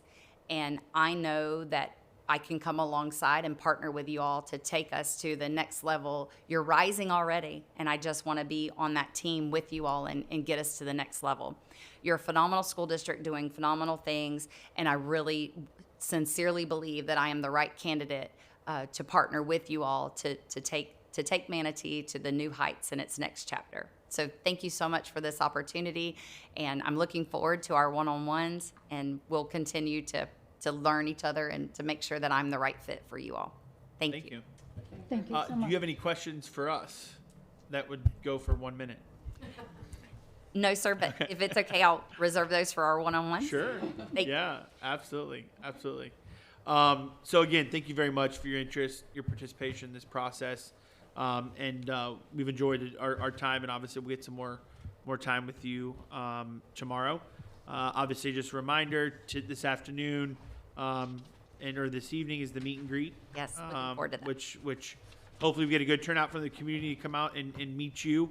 So I invite everybody out there to come out and meet Dr. Mathis this evening at the Manatee Technical College campus on State Road 70. And then tomorrow, one-on-one interviews. So if you need anything, let FSBA staff know. And we're glad to have you and look forward to this evening at the meet and greet. Yes, thank you so much. I really appreciate this time together. Thank you all so much. Yeah, it's Same been here. great. Thank you. With that, board, we'll see you this evening. We are adjourned. Thank you. Great.